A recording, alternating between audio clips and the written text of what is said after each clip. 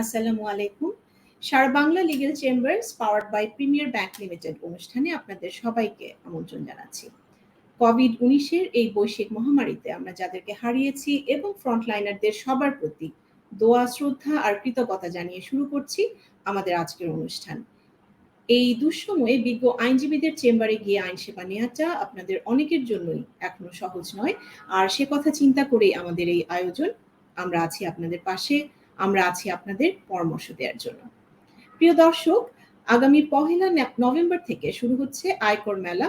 Sara Bangla Legal Chambers powered by Premier Bank লিমিটেডের দ্বিতীয় সিজনের 9ম এপিসোডে আমরা তাই কথা বলবো ব্যক্তিগত আয়কর রিটার্ন দাখিলের নিয়ম এই বিষয়ে। আমাদের সাথে স্টুডিওতে সম্মানিত আলোচক হিসেবে উপস্থিত রয়েছেন ফেরদৌস হক শাকুর, সহকারী কর কমিশনার, কর অঞ্চল 4, জাতীয় রাজস্ব বোর্ড, ঢাকা। ফেরদৌস, আপনাকে স্বাগত জানাচ্ছি। আমাদের সাথে উপস্থিত রয়েছেন এম মনসুর আলী, সহকারী কর কমিশনার, কর অঞ্চল 8, জাতীয় রাজস্ব বোর্ড, ঢাকা। মনসুর, আপনাকেও স্বাগত জানাচ্ছি আমাদের অনুষ্ঠানে। প্রিয় দর্শক, আমাদের এই আলোচনার মধ্যে পাশাপাশি থাকবে আইন বিষয়ক কুইজের উত্তর দিয়ে প্রিমিয়ার ব্যাংকের সৌজন্যে আপনি জিতে নিতে পারবেন নগদ উপহার। নিয়মটা একটু বলে দিচ্ছি। আমাদের আজকের আলোচ্য যে বিষয়টি রয়েছে সেটার উপরই কুইজ থাকবে এবং দুটো কুইজ থাকবে। সো যিনি 2টি প্রশ্নের সঠিক উত্তর দিতে পারবেন সেরকম 2 জনের কাছে পৌঁছে যাবে প্রিমিয়ার ব্যাংকের সৌজন্যে নগদ উপহার। যদি 2 এর অধিক সঠিক উত্তরদাতা পাওয়া যায় সেক্ষেত্রে লটারি করে 2 জনের কাছে বিকাশ বা নগদের মাধ্যমে এই উপহার পৌঁছে দেওয়া হবে। প্রথমেই আমি ফেরদৌস হক আপনার কাছে চলে যেতে চাই। আপনি যদি শুরুতে আমাদের দর্শকদের ছোট করে একটু বুঝিয়ে দিতেন যে আয়কর বলতে আসলে আমরা কি বুঝি এবং কোনো ব্যক্তি কখন আয়কর দিবেন বা দিতে পারেন বলে তিনি মনে করবেন, বা এভাবে বলা যায় যে কোন ব্যক্তি আয়কর প্রদানের জন্য উপযুক্ত এবং আয়করের জন্য তো আয়ের বিভিন্ন খাতও রয়েছে, সেটা নিয়ে বরং আমরা পরে আসবো। প্রথমে আপনি যদি দর্শকদেরকে এটা একটু ছোট করে বলে দিতেন। ধন্যবাদ আপনাকে আমাকে আজকে এখানে আমন্ত্রণ জানানোর জন্য। আমি সবাইকে শুভেচ্ছা জানিয়ে শুরু করছি। প্রথমে আমাকে বলতে বলেছেন যে আয়কর কি। আয়কর হচ্ছে একটি কর, এটাকে বলা হয় ডিরেক্ট ট্যাক্স, যেটা সরকার তার নাগরিকদের জন্য ধার্য করে। সরকারের অনেক খরচ আছে, সেই খরচগুলো নির্বাহ করার জন্য আমাদের সরকারের আয় দরকার, এবং সরকারের আয় আসে মূলত জাতীয় রাজস্ব বোর্ড থেকে। রাজস্ব বোর্ডের কর মূলত 2 ধরনের, একটি হচ্ছে ডিরেক্ট ট্যাক্স এবং ইনডাইরেক্ট ট্যাক্স। ডিরেক্ট ট্যাক্স হচ্ছে ইনকাম ট্যাক্স, অর্থাৎ যে ইনকাম করে সে এই ট্যাক্সটা প্রদান করে। ইনডিরেক্ট ট্যাক্স যেমন কাস্টমস ডিউটি, সেটা যে এই ফাইনাল কনজিউমার যে সে এটা পেমেন্ট করে না। আমাদেরটা যে ফাইনাল কনজিউমার সে পেমেন্ট করে, অর্থাৎ যে ইনকাম করছে সেই এই ট্যাক্সটা পেমেন্ট করবে। এখন কে ট্যাক্স পেমেন্ট করবে, এটার ক্ষেত্রে যেটা বলা হয়, প্রথম যে কথাটা সেটা আসছে যে আয়ের উৎস এবং আয়ের যে লিমিটটা। যেমন একজন মানুষ, একজন বাংলাদেশের নাগরিক, তার যদি পুরুষ নাগরিকের তার যদি ইনকাম থাকে বছরে 3 লাখ টাকা, তাহলে তাকে ইনকাম ট্যাক্স দেওয়া লাগবে। নারীদের ক্ষেত্রে এবং 65 বছরের ঊর্ধ্ব ব্যক্তিগণের ক্ষেত্রে এবং তৃতীয় লিঙ্গের লোকদের জন্য এই আয়ের সীমা 3.5 লাখ। এবং একই সঙ্গে যারা প্রতিবন্ধী তাদের জন্য এই আয়ের সীমা 4.5 লাখ টাকা, এবং যুদ্ধাহত গেজেটেড মুক্তিযোদ্ধাদের জন্য 4,75,000 টাকা। এই আয় সীমা যারা অতিক্রম করবে তাদের জন্য অবশ্যই ইনকাম ট্যাক্স দেওয়া বাধ্যতামূলক। এবং এই ইনকাম ট্যাক্সের সঙ্গে আরেকটা জিনিস সেটা হচ্ছে রিটার্ন। ইনকাম ট্যাক্স দেওয়ার জন্য রিটার্ন দেওয়াটা বাধ্যতামূলক, এবং রিটার্ন দেওয়ার কিছু বাধ্যতা এক্সট্রা আছে, যেটা যেমন কেউ যদি কোনো ডাক্তার বা ইঞ্জিনিয়ার হয় বা স্পেশাল চার্টার্ড অ্যাকাউন্ট হয় তার জন্য, বা সে যদি নির্বাচন করে তাহলে তার জন্য এই ইনকাম ট্যাক্স রিটার্ন দেওয়া বাধ্যতামূলক। তাকে টেন্ডার জমা দেওয়ার জন্য ইনকাম ট্যাক্স রিটার্ন দেওয়া বাধ্যতামূলক। তবে রিটার্ন দিলেই যে ট্যাক্স হবে তা না। যদি রিটার্ন সবাই দিবে যাদের জন্য ট্যাক্স বাধ্যতামূলক এবং যাদের জন্য স্পেসিফিকলি বলা আছে এদেরকে রিটার্ন দেওয়া লাগে। এবং যারাই রিটার্ন দেওয়ার ক্ষেত্রে ট্যাক্সের স্ল্যাবটা অতিক্রম করবে, সীমাটা, যেমন 3 লাখ, 3.5 লাখ, 4.5 লাখ, তাদের জন্য ট্যাক্স বাধ্যতামূলক। অসংখ্য ধন্যবাদ, খুব সুন্দর করে বললেন। আমরা একটু মনসুর আলী আপনার কাছে চলে যাই। আপনি যদি বলতেন যে ফেরদৌস ভাই এইমাত্র বলছিলেন যে রিটার্ন দেওয়ার কথা, রিটার্ন ফর্ম কোথায় পাবেন? একজন ব্যক্তি যদি মনে করেন যে আয় সীমার কথা বললেন এইমাত্র ফেরদৌস ভাই, তো উনি যদি মনে করেন যে না, উনি আয়কর প্রদানের জন্য উপযুক্ত একজন বাংলাদেশের নাগরিক, তো সেই ক্ষেত্রে রিটার্ন ফর্ম কোথায় পাওয়া যায় এবং কোনো কি সময় আছে যে এই সময়ের ভেতর আপনার রিটার্নটা জমা দিতে হবে? আনমিউট করতে হবে। অনেক ধন্যবাদ ব্যারিস্টার ইফফাত গিয়া শারিফিন আপু, আপনাকে আবার ধন্যবাদ জানিয়ে নিয়ে আপনি আমাদেরকে স্বাগত জানিয়েছেন এরকম একটা সুন্দর প্রোগ্রামে। বেসিক্যালি আমরা ইনকাম ট্যাক্স ডিপার্টমেন্ট রাষ্ট্রের স্বার্থে কাজ করে। রাষ্ট্রের ইনকাম যোগান দানকারী একটা প্রতিষ্ঠান এনবিআর এর মধ্যে। ইতিমধ্যে আমাদের ফেরদৌস হক শাকুর ভাই বলেছেন যে ডাইরেক্ট যারা ইনকাম করেন তাদের পক্ষ থেকে সরাসরি যে ট্যাক্সটা আমরা গ্রহণ করি বছরে একবার করে। আপনি যে কথাটা বলেছেন যে রিটার্ন আমরা কোথা থেকে রিটার্ন ফর্মটা পাবো, বেসিক্যালি আমরা রিটার্ন ফর্ম আমাদের ছাপানো ফরম্যাটে থাকে প্রতিটা সার্কেল অফিসে, প্রতিটা কর অঞ্চলের প্রতিটা সার্কেল অফিসে এটা বিনামূল্যে বিতরণের জন্য থেকে যায় হার্ড ফর্মে, হার্ড কপি। এবং কেউ যদি মনে করে যে না আমি অফিসে যাব না, আমি ঘরে বসে এটাকে পেতে চাই, তাহলে আমাদের যে nbr.gov.bd nbr.government.bd এই ওয়েবসাইটে ঢুকলে ইনকাম ট্যাক্স পোর্শনে ঢুকলে এখানে ফর্ম লেখা আছে, ফর্মে ডিফারেন্ট টাইপ অফ ফর্ম আছে। এটা ব্যক্তি করদাতাদের জন্য রিটার্ন দাখিলের যে একটা ফর্ম থাকে, কোম্পানি করদাতাদের জন্য রিটার্ন দাখিলের আরেকটা ফর্ম থাকে, এই ফর্মগুলো সেখানে দেয়া আছে। আমরা যেটা সাধারণত ব্যক্তি করদাতাদের জন্য স্বচ্ছন্দ বোধ হয় এমন যে রিটার্ন ফর্ম, তার মধ্যে একটা হচ্ছে আইটি 11 গ। এটা বেশ বহুল প্রচলিত এবং খুব সহজবোধ্য একটা রিটার্ন ফর্ম। এটাও এনবিআর এর ওয়েবসাইট থেকে পাওয়া যাবে। এটা বাংলা এবং ইংরেজি দুটো ফরম্যাটে আছে। আর একটা প্রশ্ন সম্ভবত করেছিলেন ইফফাত আপা, আমি আসলে প্রশ্নটাকে রিকল করতে পারছি না, যদি আরেকবার একটু বলতেন। জি, আমি জানতে চেয়েছিলাম যে বছরের কোন সময়ে কর আসলে দিতে হবে। আচ্ছা, রাইট রাইট রাইট, আমি খুবই দুঃখিত, আমি আসলে মিস করে গিয়েছিলাম। আসলে অনেকের ভিতরে এটা একটা মিসকনসেপ্ট আছে, এটা খুবই গুরুত্বপূর্ণ একটা প্রশ্ন। আমরা অনেক সময় ধরেই নেই যে রিটার্নটা দাখিল করতে হবে নভেম্বর মাসে, মেলাতে, যখন 30 নভেম্বর হবে তার আগে আগে। এটা আমাদের খুব বেশি পরিমাণে এটা একটা মিসকনসেপ্ট। আমি আপনাদের মাধ্যমে এবং এই সারা বাংলা .net এর মাধ্যমে দর্শকদেরকে জানাতে চাই যে না, রিটার্ন দাখিল করার জন্য শুধুমাত্র নভেম্বর মাস না, এটা জুলাইয়ের 1 তারিখ থেকে, প্রতি অর্থ বছরের শুরুই হয় আমাদের জুলাই মাস থেকে। জুলাইয়ের 1 তারিখ থেকে শুরু করে 30 নভেম্বর পর্যন্ত রিটার্ন দাখিল করার একটা রেগুলার টাইম, দ্যাট মিনস 5 মাস। হ্যাঁ, 150 দিন থাকছে, 150 দিন রেগুলার টাইম। সেটা এই রেগুলার টাইমের মধ্যে যদি কেউ রিটার্ন দাখিল করতে না পারেন, তার জন্য ভয়ের কিছু নাই। অনেক সময় হয় যে তারা কাগজপত্র সংগ্রহ করতে পারছেন না, অথবা অসুস্থ ছিলেন, অথবা দেশের বাইরে ছিলেন, এরকম কোনো ঘটনার কারণে 30 নভেম্বর যদি কোনো কারণে মিস হয়েও যায়, তাহলে সেক্ষেত্রেও তার জন্য কোনো ভয়ের কিছু নেই। তিনি একটা টাইম পিটিশন দিতে পারবেন, টাইম এক্সটেনশন ফর্ম আছে, সেই এক্সটেনশন ফর্ম দিয়ে উনি 2 মাস পর্যন্ত সময় নিতে পারবেন, ডিসেম্বর এবং জানুয়ারি। হ্যাঁ, তার জন্য অবশ্য তাকে 2% হারে একটা ইন্টারেস্ট দিতে হবে। মানে যে ট্যাক্সটা পেমেন্ট করা বাকি আছে, রিটার্নের সাথে যে পরিমাণ ট্যাক্স তাকে দিতে হতো, যদি সেই ট্যাক্সটা পেমেন্ট করা বাকি থাকে তার উপর 2% ইন্টারেস্ট দিতে হবে। তার জন্য সুযোগ আছে, বাট এই ইন্টারেস্টের একটা অপশন রাখা আছে। আমি করদাতাদেরকে আপনাদের মাধ্যমে এই মেসেজটাই দিতে চাই যে আপনারা নভেম্বরের জন্য অপেক্ষা করবেন না। যাদের কাগজপত্রের ঝামেলা খুব কম, তারা জুন, জুলাই, আগস্ট, সেপ্টেম্বরের মধ্যে রিটার্নটা দাখিল করে দিবেন। তখন কর অফিসগুলোতে ভিড় কম থাকে, কর অফিসগুলো আমরা খুব ইন্টেন্সিভলি আপনাদেরকে সার্ভিসটা দিতে পারবো। ধন্যবাদ। অসংখ্য ধন্যবাদ। আমাদের সময় হয়েছে একটা ছোট্ট বিরতি নেওয়ার, বিরতির পর এখনই ফিরে আসছি।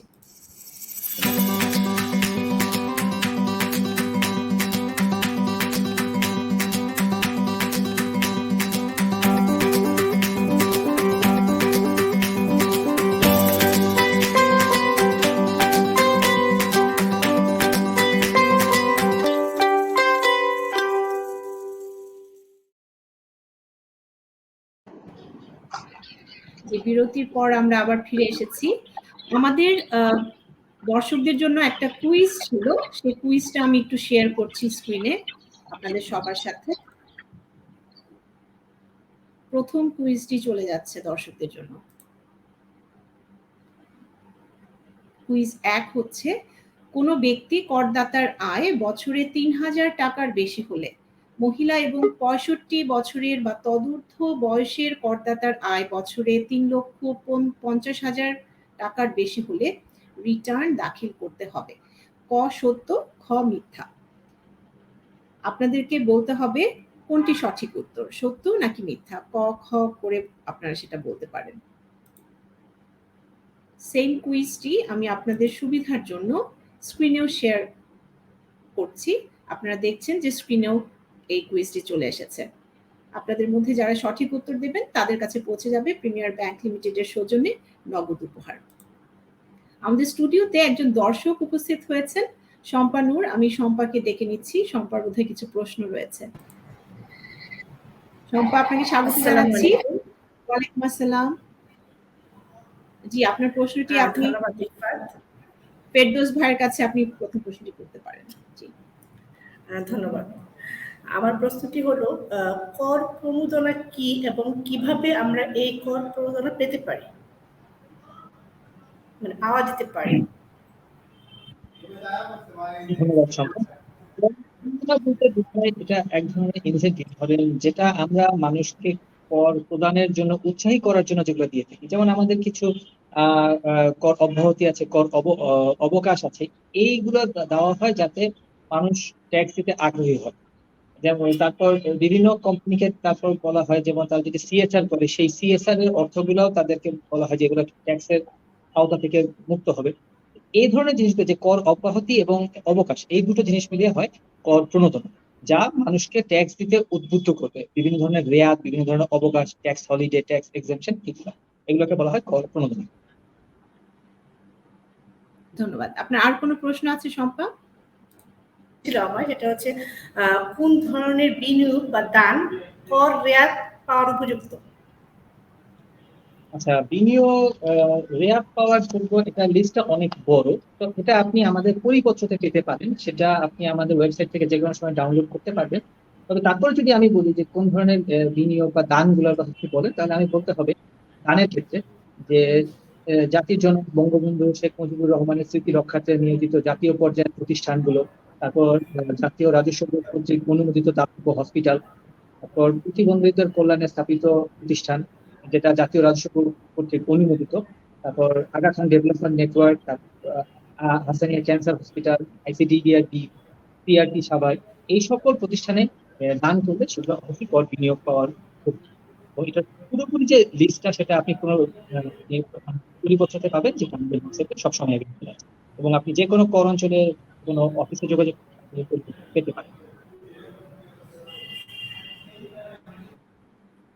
শম্পা, আপনাকে ধন্যবাদ। আপনার কি আর কোনো প্রশ্ন ছিল?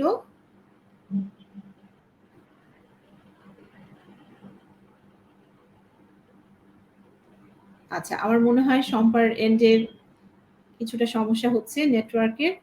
শম্পা, শুনতে পাচ্ছেন? এ বিষয়ে কি আমি একটু অ্যাড করব? হ্যাঁ, অবশ্যই অবশ্যই। জি, আচ্ছা, ঠাকুর ভাই খুব সুন্দরভাবেই বলেছেন যে কোন কোন বিষয়গুলোতে আসলে দান করলে বা বিনিয়োগ করলে সেগুলোর উপর রেয়াত পাওয়া যায়। এটা আমি যতটুকু শম্পা নূরের কথা ধরে বুঝতে পেরেছি যে আমাদের ব্যক্তি শ্রেণীর যে করদাতাগণ আছেন, যারা বেসিক্যালি খুবই লিমিটেড সোর্স থেকে যাদের ইনকাম গুলো আসে, ইনকাম জেনারেট হয়, তাদের এক্সপেকটেশনটাই থাকে এবং তারা থিঙ্ক করে থাকেন যে আমি যে এত পরিমাণ ইনকাম শো করলাম, এটা থেকে যে ট্যাক্সটা হয়, কোন কোন জায়গাগুলোতে বিনিয়োগ করলে বা দান করলে সেখান থেকে আমি একটু ছাড় পাবো ট্যাক্সটা। সম্ভবত সম্পাদনের প্রশ্নটা ছিল এরকমই, আমি যদি বুঝে থাকি। সেক্ষেত্রে আমরা যেটা বলবো, ঠাকুর ভাই অলরেডি বলেছেন যে পরিবর্তে আমাদের একটা বিশাল লিস্ট আছে যে এই বিনিয়োগ, এই জায়গাগুলোতে বিনিয়োগ করলে আমরা সেখান থেকে রেয়াত পাবো। যেমন তিনি অলরেডি কয়েকটা বলেছেন, আমি দুই একটা যে অ্যাড করি, যে আমরা সেভিং সার্টিফিকেট ক্রয় করি, সেভিং সার্টিফিকেটে আমরা বিনিয়োগ করি। যদি কোনো করদাতা সেভিং সার্টিফিকেট ক্রয় করে থাকেন, তাহলে সেই সেভিং সার্টিফিকেটের উপর তিনি একটা বিনিয়োগ রেয়াত পাবেন। আমরা ডিপিএস করতে পারি।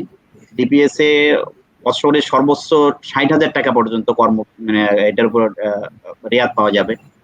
আবার যারা গভর্নমেন্ট সার্ভিস হোল্ডার অথবা প্রাইভেট সার্ভিস হোল্ডার যারা থাকেন, তারা জিপিএফ অথবা সিপিএফ থাকে, কন্ট্রিবিউটেড প্রভিডেন্ট ফান্ড বা গভর্নমেন্ট প্রভিডেন্ট ফান্ড, এই প্রভিডেন্ট ফান্ডে যে নিজের দান এবং প্রতিষ্ঠানের যে দান, যে অংশটুকু থাকে, সেই দুইটার উপরের যে যোগফল হয় তার উপরেও তিনি হচ্ছে কর রেয়াত পাবেন।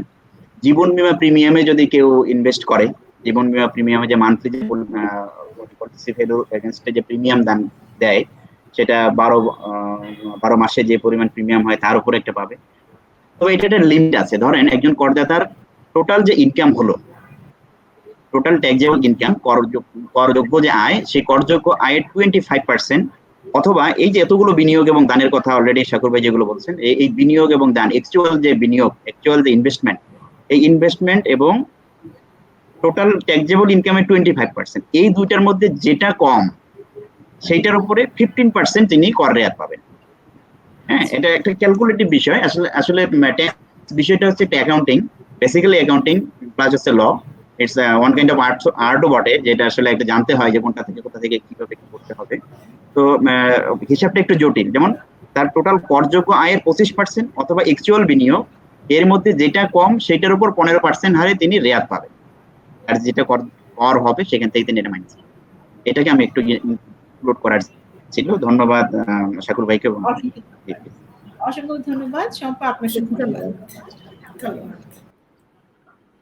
জি, আমার একটা প্রশ্ন এসেছে দর্শকদের থেকে, দেখতে পাচ্ছি যে ইটিআইএন বলতে আমরা কি বুঝি? আচ্ছা, আমি কি এটার উত্তর করব? হ্যাঁ, অবশ্যই। আচ্ছা, সম্মানিত দর্শককে ধন্যবাদ। আমরা আসলে প্রান্তিক পর্যায়ে দর্শকদেরকে পেয়ে থাকবো, তাদের নানান রকমের প্রশ্নকেই আমরা উৎসাহিত করি। ইটিআইএন বিষয়টা হচ্ছে, টিআইএন যদি আমরা আগে জানি, যে টিআইএন হচ্ছে ট্যাক্স পেয়ার্স আইডেন্টিফিকেশন নাম্বার। একজন ট্যাক্স পেয়ার যখন ট্যাক্স পে করবে, তার একটা নিবন্ধন করতে হবে আমাদের জাতীয় রাজস্ব বোর্ড ওয়েবসাইটে। তিনি একটা ট্যাক্স পেয়ার্স আইডেন্টিফিকেশন নাম্বার পাবেন, যেটা ইউনিক। এই নাম্বার কারোর সাথেই মিলবে না, একজনের জন্য একটাই। যেমন এনআইডি কারোর সাথে মিলে না, ঠিক একই রকম ভাবে টিআইএনটাও কারোর সাথে মিলবে না। এই টিআইএনটা 2011 সালের আগ পর্যন্ত ছিল এটা 10 ডিজিটের। আমরা ম্যানুয়ালি টিআইএন নাম্বারটা দিতাম। সেই 2011 সালের পর 12 সাল থেকে এটা মূলত ইলেকট্রনিক একটা টিআইএন হয়ে গিয়েছে আর কি, ট্যাক্স আইডেন্টিফিকেশন নাম্বার, যেটা ইলেকট্রনিক্যালি একজন করদাতা এখন পেয়ে থাকেন। ইলেকট্রনিক্যালি পাওয়ার জন্য এটার নাম ইটিআইএন। এই ইটিআইএনটা সাধারণত 12 ডিজিটের।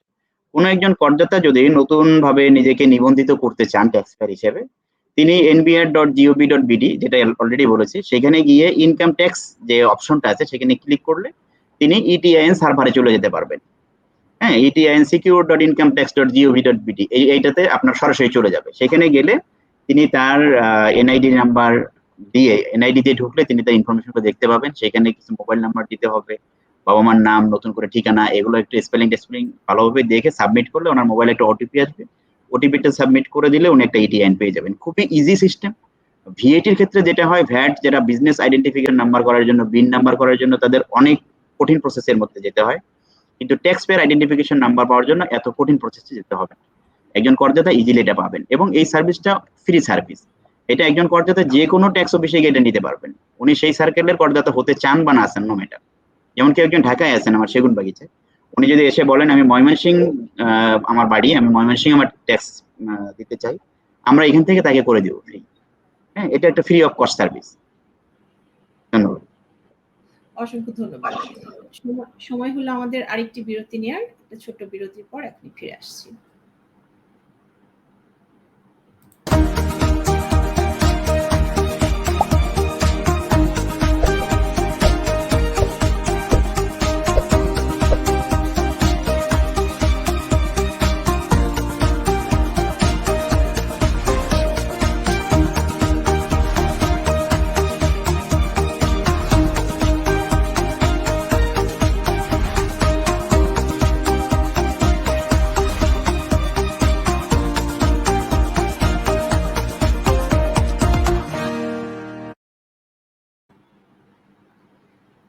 প্রিয় দর্শক, আপনাদের জন্য দ্বিতীয় যে কুইজটি ছিল সেই কুইজটি আমি একটু দিয়ে দিতে চাচ্ছি।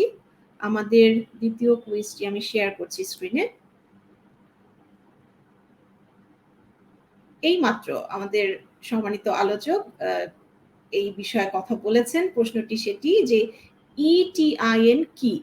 ক, ইলেকট্রনিক ট্যাক্স আইডেন্টিফিকেশন নাম্বার, খ, ইলেকট্রনিক ট্যাক্স আইডেন্টিটি নাম্বার। সঠিক উত্তর যেটি হবে সেটি আপনি বলতে পারেন। ক অথবা খ দিয়েও আপনি আপনার উত্তরটি দিতে পারেন।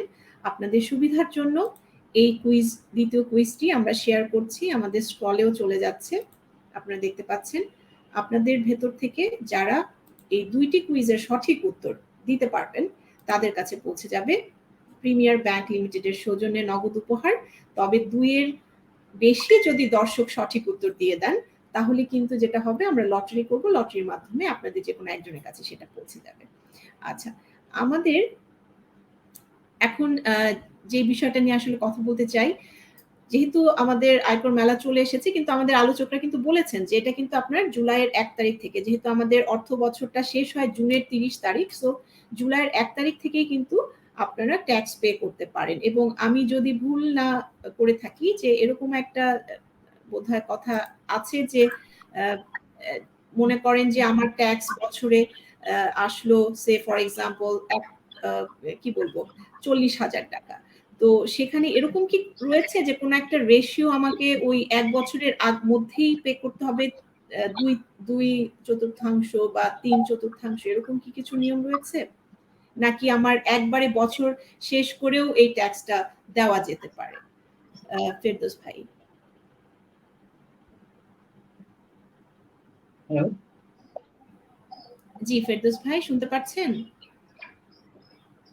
না আমি একটু শুনতে পাচ্ছি না, আপনার কথাটা একটু আমি কিভাবে আবার কেটে বলছি, আসছে। হ্যাঁ আমি আবার বলছি যে আপনারা এতক্ষণ বলছিলেন, আপনাদের কাছ থেকেই জানলাম যে জুলাইয়ের 1 তারিখ থেকে যে কোনো সময় আমাদের হাতে যে সময় উনি বললেন কয়েক মাস সময় থাকে, যেটা এরকম না যে নভেম্বরেই যে আমাদেরকে ট্যাক্স রিটার্ন করতে হবে, তাই না? আমরা জুলাইয়ের 1 তারিখ থেকেই তো আমরা ট্যাক্স রিটার্ন করতে পারবো, যেহেতু 30শে জুন হচ্ছে আপনার অর্থ বছর শেষ হচ্ছে ট্যাক্স পেয়ারদের ক্ষেত্রে। তো এরকম কি রয়েছে যে কোনো কি হিসাব রয়েছে যে পুরোটা ট্যাক্স আমি 1 জুলাই দিব, নাকি কিছু অংশ আমাকে আসলে during the year of pay করে আসতে হবে? এরকম কোনো বিষয় রয়েছে কিনা?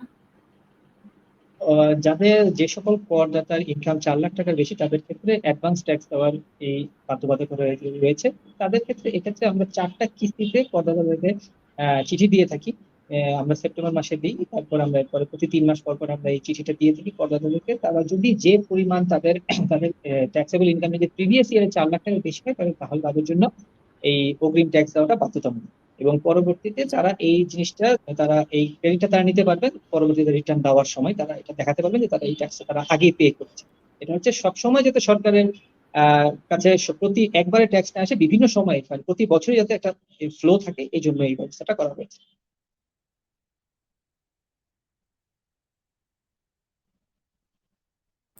জি অসংখ্য ধন্যবাদ।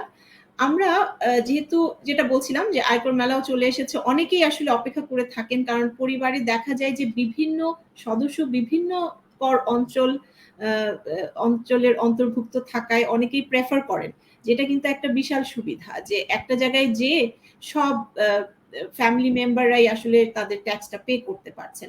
তো সেই ক্ষেত্রে যেটা আর কি আমি এখন জানতে চাইবো যে আমাদের যে ব্যক্তিগত আয়কর যারা দেয়ার যে ফর্মটা রয়েছে, আমরা একটু যদি ওই হিসেবে আমরা যদি আপনারা দুজন মিলে যদি আমাদেরকে একটু বুঝিয়ে দিতেন যে ফর্মটা ফিল আপ কিভাবে করা যায়। আমি স্ক্রিনে শেয়ার করছি ফর্মটা। প্রথমে আমি মনসুর ভাই আপনার কাছ থেকে জানতে চাইবো, ফর্মটাতে টোটাল 8 পেজেস রয়েছে আমি যদি ভুল না করে থাকি, এবং সো প্রথম পাতায় আমি জানতে চাইবো, প্রথমে মনসুর আলী ভাই আপনি একটু শুরু করেন, আমি শেয়ার করছি।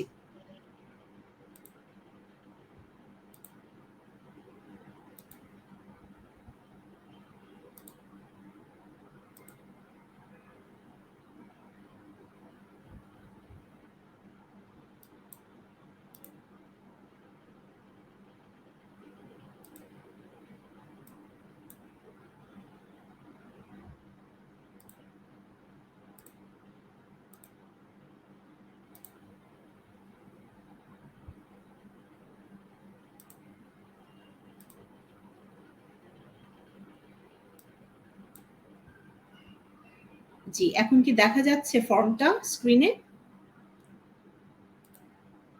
জি দেখা যাচ্ছে। আচ্ছা, আমি আমাকে প্রথম শোনা যাচ্ছে? পাতায় নিয়ে যাই। শোনা যাচ্ছে, শোনা যাচ্ছে। জি। আচ্ছা, আমি এই প্রথম পাতাটাতে পেজ। একটু আলোচনা করার আগে একটু ইনকাম ট্যাক্স ফেয়ার সম্পর্কে, মেলাটা সম্পর্কে আমি একটু জাস্ট 2 মিনিট কথা বলে আসি, যদি আপনি অনুমোদন করেন। যে আপনি যেটা অবশ্যই। বলছিলেন যে জি, পহেলা নভেম্বর তারিখ থেকে আমাদের ইনকাম ট্যাক্স মেলা মানে আয়কর মেলাটা শুরু হচ্ছে। বেসিক্যালি মেলার ধারণাটা যেটা ছিল পূর্বে 2020 সালের আগ পর্যন্ত, সেটা হচ্ছে আমরা 7 দিন ব্যাপী মেলা করে থাকতাম। হ্যাঁ, একটা নির্দিষ্ট জায়গায়, যেমন ঢাকার ক্ষেত্রে অফিসার্স ক্লাবে আমরা মেলা করতাম, তারপরে বিভিন্ন বিভাগীয় শহরগুলোতে কমিউনিটি সেন্টারে অথবা জেলা শহরগুলোতে একটা নির্ধারিত জায়গায় আমরা এই মেলাগুলো করতাম 7 দিন ব্যাপী ইন্টেন্সিভ কেয়ারে। কিন্তু 2020 সালে যখন কোভিড মহামারী দেখা গেল, মার্চের পর থেকে আমরা এই সিদ্ধান্ত থেকে ফিরে আসলাম। এনবিআর যেটা জানালো যে আমাদের এভাবে এত বিশাল পরিমাণ লোক সমাগম করা স্বাস্থ্যের জন্য হানিকর হবে। যার কারণে গত বছর থেকে যে সিস্টেমটা চালু করা হলো যে প্রতিটা কর অঞ্চল, প্রতিটা কর সার্কেল তাদের যে নিজস্ব অফিস প্রেমিজেস আছে, সেই নিজস্ব অফিস প্রেমিজেসের নিচে, বিল্ডিং এর নিচে একটা মেলার পরিবেশে আয়কর রিটার্ন গ্রহণ করবে। যেমন আমি যদি বলি আমি কর অঞ্চল 8 এ কর্মরত আছি 172 সার্কেলে, সেক্ষেত্রে আমার কর অঞ্চল 8 এর নিচে আমরা রিটার্ন গ্রহণের জন্য বুথ রাখবো, করদাতারা আসবেন সেখানে দিয়ে চলে যাবেন, আমার সার্কেল অফিসে আসতে হবে না। পাশাপাশি সার্কেল অফিসেও রিটার্ন এট এ টাইমে গ্রহণ করার জন্য আমাদের অপশন রাখা আছে। এই মেলার পরিবেশটা 1 নভেম্বর থেকে 30 নভেম্বর পর্যন্তই থাকবে, পুরো 1 মাস জুড়ে থাকবে। কিন্তু প্রকৃত যে মেলাটা ছিল ওই মেলার থেকে এটার যেটা একটু পার্থক্য সেটা হচ্ছে মেলাতে আমরা যা রাখতে পারতাম, ব্যাংকের বুথ থাকতো, আমাদের একটা হেল্পিং ডেস্ক থাকতো, এই জায়গাগুলো ব্যাংকের বুথগুলো আমরা এখানে রাখতে পারছি না। আমরা সেগুনবাগিচা বা আশেপাশে যে ব্যাংকগুলো আছে যে কোনো ব্যাংকে এখন পেমেন্ট করা যাবে, করদাতারা এই সুবিধাটা পাশ থেকে নিয়ে নিতে পারবেন। এটা ছিল আমার একটু জানানোর আপনাকে। এখন আমি যদি রিটার্ন ফর্মের বিষয়ে আসি, এই রিটার্ন ফর্মটা আমাদের এনবিআর এক এক সময় এক এক রকম ভাবে বেশ কিছু সুবিধা বিবেচনা করে কয়েক প্রকারের রিটার্ন ফর্ম তৈরি করেছে। যেমন যদি বলি যে একজন করদাতার সম্পদের পরিমাণ যদি 40 লাখ টাকার ঊর্ধ্বে না হয়, সম্পদ ইনকাম না, সম্পদের পরিমাণ যদি 40 লাখ টাকার ঊর্ধ্বে না হয়, তাহলে তিনি এই রিটার্ন ফর্মটা পূরণ নাও করতে পারে। তার জন্য একটা আইটি 11 যদি তার শুধুমাত্র বেতন থেকে আয় থাকে, আর কিছু না, শুধু বেতন থেকে আয়, অন্য আর কোনো ইনকাম নেই, তাহলে তার একটা 1 পাতা রিটার্ন ফর্ম আছে, সেটাও তিনি পূরণ করে জমা দিতে পারেন। বাট আমার কাছে যেটা মনে হয়েছে যে একদম শুরু থেকে এখন পর্যন্ত এই রিটার্ন ফর্মটা অনেক স্মার্ট। কোনো করদাতা যদি 40 লক্ষ টাকা পর্যন্ত তার সম্পদ না থাকলেও তিনি এটা পূরণ করে জমা দিতে পারেন, কোনো সম্পদ না থাকা সত্ত্বেও তিনি রিটার্ন পূরণ করে দিতে পারেন। এই জন্য এটাকে যেহেতু আপনি ব্যবহার করেছেন, আমি আপনাকে থ্যাঙ্কস জানাই। এই রিটার্ন ফর্মটাতে মূলত 8টা পাতা রয়েছে। আপনি প্রথম পাতাটা আমাকে এখানে শো করছেন, দেখা যাচ্ছে যে শুরুতেই স্বনির্ধারণী, সার্বজনীন স্বনির্ধারণী এবং সাধারণ, এই 3টা শব্দ বলা আছে। 2010 সালের আগে স্বনির্ধারণীর একটা অপশন ছিল, স্বনির্ধারণী মিনস এটার একটা অপশন ছিল, এই অপশনটা এখন আসলে নাই, যদি আমাদের ফর্মে রয়ে গেছে কিন্তু এই অপশনটা এখন নাই। এখন অপশন আছে 2টা, একটা হচ্ছে সার্বজনীন স্বনির্ধারণী আর একটা হচ্ছে সাধারণ। এই সার্বজনীন স্বনির্ধারণী, যেটা ইংলিশে বলা হচ্ছে ইউনিভার্সাল সেলফ অ্যাসেসমেন্ট, মানে নিজের অ্যাসেসমেন্ট নিজে করে করদাতারা জমা দিবেন। যখন 2010-11 সালের আগে আমরা দেখতাম আমাদের ট্যাক্স পেয়ারের সংখ্যা ছিল সারা দেশে অনেক কম, আমরা প্রতিটা করদাতার ইনকাম ট্যাক্স রিটার্ন প্রতি বছরই আমরা অ্যাসেসমেন্ট করতাম, অফিসার অ্যাসেসমেন্ট করতো, ইনকাম ট্যাক্স অফিস অ্যাসেসমেন্ট করতো। কিন্তু ট্যাক্স পেয়ারের সংখ্যা জ্যামিতিক হারে বৃদ্ধি পাওয়ার কারণে সেটা আর আমাদের প্রতিটা রিটার্ন ধরে ধরে অ্যাসেসমেন্ট করা সম্ভব হয় না। এই কারণে এনবিআর একটা সিস্টেম তৈরি করেছে যে যার রিটার্ন সে নিজে অ্যাসেসমেন্ট করে জমা দিবে, এটার নাম হচ্ছে সার্বজনীন স্বনির্ধারণী। এইরকম ভাবে যদি কোনো করদাতা রিটার্ন দাখিল করেন, সেই ক্ষেত্রে ওই রিটার্নটা যে আমরা প্রাপ্তি স্বীকারপত্র তাকে দিয়ে দিব, অ্যাকনলেজমেন্ট রিসিপ্ট, এটা তার অ্যাসেসমেন্ট আদেশ হিসেবে গণ্য হবে। দ্যাট মিনস এইটাই তার সার্টিফিকেট হিসেবে গণ্য হবে যে করদাতার অ্যাসেসমেন্ট ইজ কমপ্লিটেড, তিনি ট্যাক্স প্রদান করেছেন, রিটার্ন দাখিল করেছেন, তার এটা কমপ্লিট। কিন্তু এই ক্ষেত্রে যেটা হয়, কখনো এইটার শর্ত পূরণ করার জন্য আমাকে 30 নভেম্বরের মধ্যে রিটার্নটা দাখিল করতে হবে। এবং এই রিটার্ন ক্ষেত্রে আমরা যেটা পরবর্তীতে করি যে সবগুলো রিটার্নকে তাহলে আমরা এভাবে নিয়ে ফেলে রেখে দেই না, আমাদের ট্যাক্স অফিস যেটা করে, যদি আমার এখানে 1000 রিটার্ন পড়ে, আমি 1000 রিটার্নকে চেক করি, চেক করে দেখি যে কোনোটাতে গাণিতিক ত্রুটি রয়েছে কিনা। যদি গাণিতিক ত্রুটি থাকে অথবা উপস্থাপনায় ভুল থাকে, তাহলে সেটার সম্পর্কিত আমরা একটা ডেস্ক রিপোর্ট করি এবং তাদেরকে ডিমান্ড জানাই যে আপনি 20,000 টাকা ট্যাক্স দিয়েছেন, অ্যাকচুয়ালি আপনার ট্যাক্স হতো 25,000 টাকা, আপনি 5,000 টাকা স্কিপ করেছেন, ক্যালকুলেশন করে আমরা জানিয়ে দিই। যদি এরিথমেটিক্যাল মিস্টেক ছাড়া অন্য কোনো মিস্টেক, বড় ধরনের মিস্টেক, যেমন কোনো একজন করদাতা ভুলক্রমে তার সম্পদ প্রদর্শন করেন নাই কিন্তু পূর্বের বছরে প্রদর্শন করেছিল, এবং যার কারণে তার যে পরিমাণ সম্পদের পরিবৃদ্ধি হওয়া উচিত সেটা তিনি গোপন করে গেছেন, তখন আমরা সেটাকে অডিট করি, এটাকে বলে ফিল্ড অডিট। এই ফিল্ড অডিটে যখন আসবে করদাতার এটা এনবিআর এর কি বলে অনুমোদন সাপেক্ষে এই অডিট গুলো করা হয়, আমরা চিঠি দিতে তাদেরকে ডাকি এবং এই প্রসেসে আমরা আগাই। আমি এই সার্বজনীন স্বনির্ধারণী শব্দটাকে একটু খুব সংক্ষেপে ব্রিফ করলাম। আর এই যে সাধারণ যে বিষয়টা আছে বলা, এই সাধারণে টিক চিহ্ন দিয়ে যদি কোনো করদাতা রিটার্ন দাখিল করেন, তাহলে সেটাকে আমরা সাথে সাথেই এটা অ্যাসেসমেন্ট হয়ে গেছে বলে আমরা ধরে নিব না, এবং তাকে যে অ্যাকনলেজমেন্ট রিসিপ্ট আমরা দিব সেটা তার অ্যাসেসমেন্ট আদেশ হিসেবে গণ্য হবে না। এই সাধারণে যে রিটার্ন করদাতা দাখিল করবেন তার জন্য আমরা তাদেরকে নোটিশ জারি করব, 79 এবং 83 ধারায় নোটিশ জারি করব যে আপনি আসেন, আপনার কাছে আমাদের বক্তব্য আছে, আমরা শুনবো। শোনার পরে আমরা একটা অ্যাসেসমেন্ট যখন করে দেব, assessment means not kind of judgement, আমরা জাজমেন্ট করে দেব, সেটা তার অ্যাসেসমেন্ট আদেশ হবে। এই পার্থক্যটা আমার সাধারণ করদাতাদেরকে জানানো দরকার, যখন তারা মেলাতে বা 30 নম্বর রিটার্ন দাখিল করবেন, তারা যেন সার্বজনীন স্বনির্ধারণীতে টিক চিহ্ন দিয়ে রিটার্ন দাখিল করেন। এটা একটা বিষয়। খুবই ইম্পর্টেন্ট একটা তথ্য ছিল।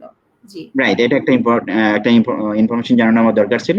আর প্রথম পৃষ্ঠাতে আমরা যেটা দেখতে পাচ্ছি খুব জেনারেল ইনফরমেশন, এই জেনারেল ইনফরমেশন গুলো আমরা দেখলেই বুঝতে পারছি এখানে করদাতার নাম, জাতীয় পরিচয়পত্র নম্বর, একটা ইউটিআইএন নাম্বার যেটা আছে যদি থাকে, এটা সাধারণত কারো নাই। এটা একসময় আমাদের ট্যাক্স এবং কাস্টমস মিলে ভিএটি মিলে একটা universal tax payer identification number করার প্ল্যান ছিল এনবিআর এর, যেটা করা হয় নাই বলে ওইটা ঘরটা ফাঁকা রাখতে হবে, এটা আসলে হচ্ছে না। টিআইএন যেটা, এটা 12 ডিজিটেরটাই লিখতে হবে, আগে 10 ডিজিটের ছিল জন্য ওই যে মাঝখানে দুইটা গ্যাপ দেওয়া আছে দেখেন, এটা কিন্তু ঘর 12টাই আছে, এটা 12টাই পূরণ করতে হবে। দেন হচ্ছে কর সার্কেল, তিনি কোন সার্কেলের অধীনে কোন কর অঞ্চলের অধীনে তিনি আছেন সেটা উল্লেখ করবেন। কোন কর বৎসর, এখন যেমন চলছে 21-22 কর বছর, হ্যাঁ এটা হচ্ছে যদিও 20-21 আয় বছর, এটা একটু আমার সাধারণ দর্শকদেরকে একটু জানানো আমার প্রয়োজন মনে করি। অনেকেই এই কর বছর এবং আয় বছর নিয়ে একটা কনফিউশনের ভিতরে পড়েন। বেসিক্যালি আমাদের বাংলাদেশের ট্যাক্স সিস্টেমটা হচ্ছে ফিনান্সিয়াল ইয়ার বেসিস, ক্যালেন্ডার ইয়ার বেসিস না, যে আমি জানুয়ারি থেকে ডিসেম্বর এভাবে ক্যালকুলেশন করি না, জুলাই টু জুন পর্যন্ত ক্যালকুলেশন করি। এটা হচ্ছে একটা ফিনান্সিয়াল ইয়ার। এই অর্থ বছরে আমরা ইনকাম ট্যাক্সের দৃষ্টিকোণ থেকে দুই রকমের বছর ক্যালকুলেশন করি, একটা হচ্ছে আয় বছর, দ্যাট মিনস ইনকাম ইয়ার, আর এটা হচ্ছে কর বছর, অ্যাসেসমেন্ট ইয়ার। এখন অলরেডি যেটা আমার এখন চলছে সেটা হচ্ছে 20-21 আয় বছর কমপ্লিট হয়ে গেছে। দ্যাট মিনস করদাতা 20 সালের জুলাই থেকে 21 সালের জুন পর্যন্ত তিনি আয় করে ফেলছেন, দ্যাট ইজ ইনকাম ইয়ার। সেই ইনকাম ইয়ারের এগেইনস্টে এখন চলছে আমার 21-22 কর বছর, অ্যাসেসমেন্ট ইয়ার। তিনি আয় করছেন 20-21-এর, বাট এই কর বছরটাকে লিখতে হবে 21-22। আমি যদি করদাতাদেরকে বোঝাতে পারি, আমার মনে হয় তারা বুঝে গেছেন ইতিমধ্যে। এই কারণে এটা একটু খুব সিরিয়াসলি, অনেকে মনে হবে যে আমি তো 20-21-এর দিচ্ছি, আমি কেন এখানে 21-22 লিখবো? 21-22 এই কারণে লিখতে হবে, 21-22 হচ্ছে অ্যাসেসমেন্ট ইয়ার, কর বছর। আর আবাসিক মর্যাদাতে যেটা বলা আছে নিবাসী অনিবাসী, বাংলাদেশি হলে উনি নিবাসী দিবেন। এটা একটা ক্যালকুলেশনের বিষয় থাকে যে 180 দিন যদি উনি দেশের মধ্যে অবস্থান করেন তিনি নিবাসী, মিনস রেসিডেন্ট। আর মর্যাদা হচ্ছে একজন ইন্ডিভিজুয়াল যদি হয় তিনি ব্যক্তিতে ক্লিক করবেন। ব্যবসা প্রতিষ্ঠান বা নিয়োগকারী প্রতিষ্ঠানের নাম, যদি তার কোনো ব্যবসা প্রতিষ্ঠান থাকে, তিনি কোনো বিজনেসম্যান হন, তাহলে তার একটা ব্যবসা প্রতিষ্ঠান থাকবে, মেসার্স অমুক, মেসার্স তমুক, অথবা একটা বিজনেস প্রতিষ্ঠানের নাম থাকবে, ট্রেড লাইসেন্স অনুযায়ী সেটার কথা লিখবেন। আর নিয়োগকারী প্রতিষ্ঠানের বিষয় যদি থাকে যে চাকরিজীবী যদি হন, করদাতা বেতনভোগী হন, সরকারি চাকরিজীবী হলে উনি গণপ্রজাতন্ত্রী বাংলাদেশ সরকার লিখবেন, আর বেসরকারি হলে উনি একটা ওই প্রতিষ্ঠানের নাম লিখবেন, যদি ব্র্যাক ব্যাংক লিখবে, অথবা সারা বাংলা .net সারা বাংলা .net লিখবেন, এভাবে কি। তারপরে তো স্বামীর নাম, পিতার নাম, মাতার নাম আছে। আমি যেটা গুরুত্ব দিয়ে বলি করদাতাদেরকে এই জায়গাটাতে, এই প্রথম পৃষ্ঠাতে, সেটা হচ্ছে আপনার বর্তমান ঠিকানা এবং কন্ট্যাক্ট নাম্বার। এই দুইটা বিষয় করদাতাগণ আপনারা অবশ্যই খেয়াল রাখবেন, যেন এই দুইটা বিষয়ে যেন আপনারা কখনো ভুল না করেন। বর্তমান ঠিকানাটা এই কারণে যে আমরা চিঠিটা বর্তমান ঠিকানা দিই, আর টেলিফোন নাম্বারটা এই কারণে যে আমরা কখনো বর্তমান ঠিকানাতে তো চেঞ্জেবল, অনেকে আমরা ভাড়া থাকি, অনেক বাসায় ভাড়া থাকি, ভাড়াটা চেঞ্জ হয়ে যায়, অনেক সময় আমার ট্রান্সফারেবল জব বিভিন্ন জায়গায় চলে যাই, যদি চিঠি গিয়ে কখনো ব্যাক হয়ে আসে তখন যেন আমরা মোবাইল করে কল দিয়ে আপনাকে যেন পাই। এক্ষেত্রে যদি না পাই, আমরা যখন চিঠি ইস্যু করি, কোনো কারণে যদি অডিট হয়, নিরীক্ষার আওতাভুক্ত হয়, তখন যদি আমরা চিঠি দেই, চিঠির প্রেক্ষিতে কেউ উপস্থিত না হন, উপস্থিত না হওয়ার কারণে 126 ধারা মোতাবেক জরিমানা করার বিধান আছে, এবং আমরা সেটা করি। এটা এই জন্য গুরুত্বপূর্ণ, আমি করদাতাদেরকে বলবো আপনারা অনুগ্রহ করে যখন ফর্মটা পূরণ করবেন তখন অবশ্যই বর্তমান ঠিকানা দ্যাট মিনস যেটাতে আপনার মেইলিং অ্যাড্রেস মেইল যাবে সেটা, এবং telephone number, mobile phone number এটা অ্যাক্টিভ দিয়ে রাখবেন। প্রথম পাতাটা বিষয়ে আমি আলোচনা করলাম। ধন্যবাদ। অসংখ্য ধন্যবাদ। আমরা দ্বিতীয় পাতায় চলে যাই। ফেরদৌস ভাই, আপনার কাছে আসবো দ্বিতীয় পাতা নিয়ে।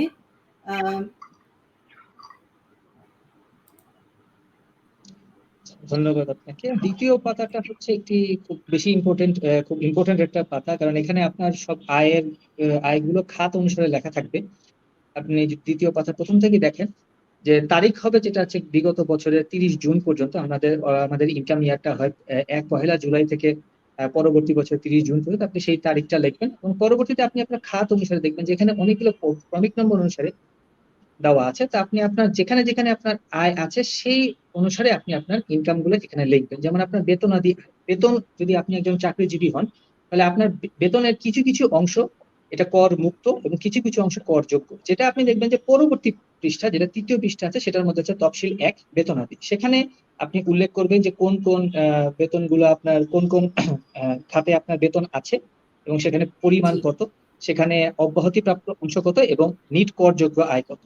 সেই পুরোটা টোটাল যেটা আছে সেটা আপনি এখানে লিখবেন হচ্ছে বেতনাতিতে।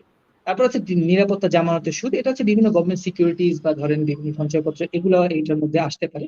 সেই সুদের উপর বা অন্যান্য যে ইনকাম আছে, সেগুলোর যে ইনকামটা আছে সেটা আপনি এখানে লিখবেন। গৃহ সম্পত্তি আয় যদি থাকে, যেটা আপনি এটাও পরবর্তীতে আছে 3 নম্বর পাতে তফসিল 3-এ, যে আপনার যে টোটাল গৃহ সম্পত্তি আয় আছে সেটা, এবং সেটা থেকে আপনি কিছু দাবিকৃত ব্যয় পাবেন, যেমন মেরামত, পৌরকর, ভূমি রাজস্ব, ঋণের উপর আপনার যদি সেই বাড়িটা যদি কোনো লোন থাকে বাড়িটার নামে, তাহলে সেটার যে ঋণের সুদটা সেগুলো আপনি বাদ দিতে পারবেন। এবং আপনি মেরামত এবং রক্ষণাবেক্ষণের জন্য আপনি এটা 25% যদি আপনার এটা আবাসিক হয়, এবং অন্যান্য ক্ষেত্রে এটা 33% এটা আপনি বাদ দিতে পারবেন। বাদ দিয়ে আপনি যে টোটাল ইনকামটা আসবে সেটা আপনি লিখবেন গৃহ সম্পত্তি আয় এখানে। আপনার যদি কৃষি আয় থাকে তাহলে আপনি লিখবেন 4 নম্বর ঘরে। আর আপনার যদি ব্যবসা থাকে তাহলে ব্যবসার আয়টা লিখবেন আপনি 5 নম্বর ঘরে। আপনি যদি 6 নম্বর ঘরে লিখবেন যদি আপনার কোনো ফার্ম থাকে, ফার্মের যদি আলাদা টিআইএন থাকে, তাহলে সেটার যে অংশটা, আপনার অংশটা আপনি এখানে লিখবেন, যেটা আপনি পরবর্তীতে এখান থেকে কিছু রেয়াতও পাবেন। আর আপনার যদি কোনো এক্সট্রা, যদি কোনো আপনার অপ্রাপ্ত বয়স্ক বা আপনার নির্ভরশীল স্বামী স্ত্রীর ইনকাম থাকে, সেটা আপনি 7 নম্বর ঘরে লিখবেন। আপনার যদি মূলধনী লাভ থাকে, যেমন আপনি কোনো সম্পদ কিনেছেন সেটা আপনি বিক্রি করে দিলেন, তাহলে সেটা মূলধনী লাভ হয়, তো সেটা আপনি লিখবেন 8 নম্বর ঘরে। অন্যান্য উৎস হয় যে এগুলো বাদে যে কোনো উৎস, যেমন ব্যাংক সুদ আয়, এটা আপনি এখানে দিবেন। এটা আপনি এখানে দিয়ে টোটাল যেটা আছে সেটা আপনি লিখবেন 10 নম্বর ঘরে। এরপর যদি আপনার কোনো বিদেশ থেকে কোনো আয় থাকে যেটা এক্সেম্পটেড, সেটা আপনি এখানে ইনকাম লিখবেন। তারপর টোটাল আয় যেটা আছে সেটার থেকে আপনি হিসাব করবেন আপনার স্ল্যাব অনুসারে, আমাদের যে ইনকাম ট্যাক্স স্ল্যাব আছে সেটা অনুসারে আপনার ট্যাক্স কত, সে মোট আয়টা লিখবেন, মোট আরোপযোগ্য আয় কত লিখবেন 13 নম্বর ঘরে। এবং তারপর লিখবেন আপনি আপনার যে রেয়াত আছে, রেয়াত এবং রেয়াতের একটা ক্যালকুলেশন আছে, সেই ক্যালকুলেশন করে আপনি আপনার রেয়াতটা আপনি ওখানে বসাবেন। তারপর মোট আয়কর থেকে আপনি আপনার রেয়াতটা বাদ দিবেন। রেয়াত বাদ দিলে যেটা থাকবে সেটা হচ্ছে আপনার অ্যাকচুয়ালি প্রদেয় করটা, প্রদেয় কর, এটা আপনাকে দিতে হবে। এখন এটা আপনার তারপর যদি আমরা 16 নম্বর ঘরে আসি, আমরা দেখতে পাবো যেখানে প্রথমে ক আছে, উৎস হতে কর্তৃত। তো আপনার যদি কোনো কারণে যদি কোনো উৎস হতে কর্তৃত আয়কর থাকে, যেমন আপনার বেতন থেকে কাটা হতে পারে, বা আপনি যদি কন্ট্রাক্টর হন তাহলে আপনার সেখান থেকেও কাটা হতে পারে, সেটা আপনি এখানে লিখবেন। তারপর আপনি যদি কোনো অগ্রিম কর দিয়ে থাকেন তাহলে সেটার পরিমাণটা আপনি লিখবেন খ ঘরে।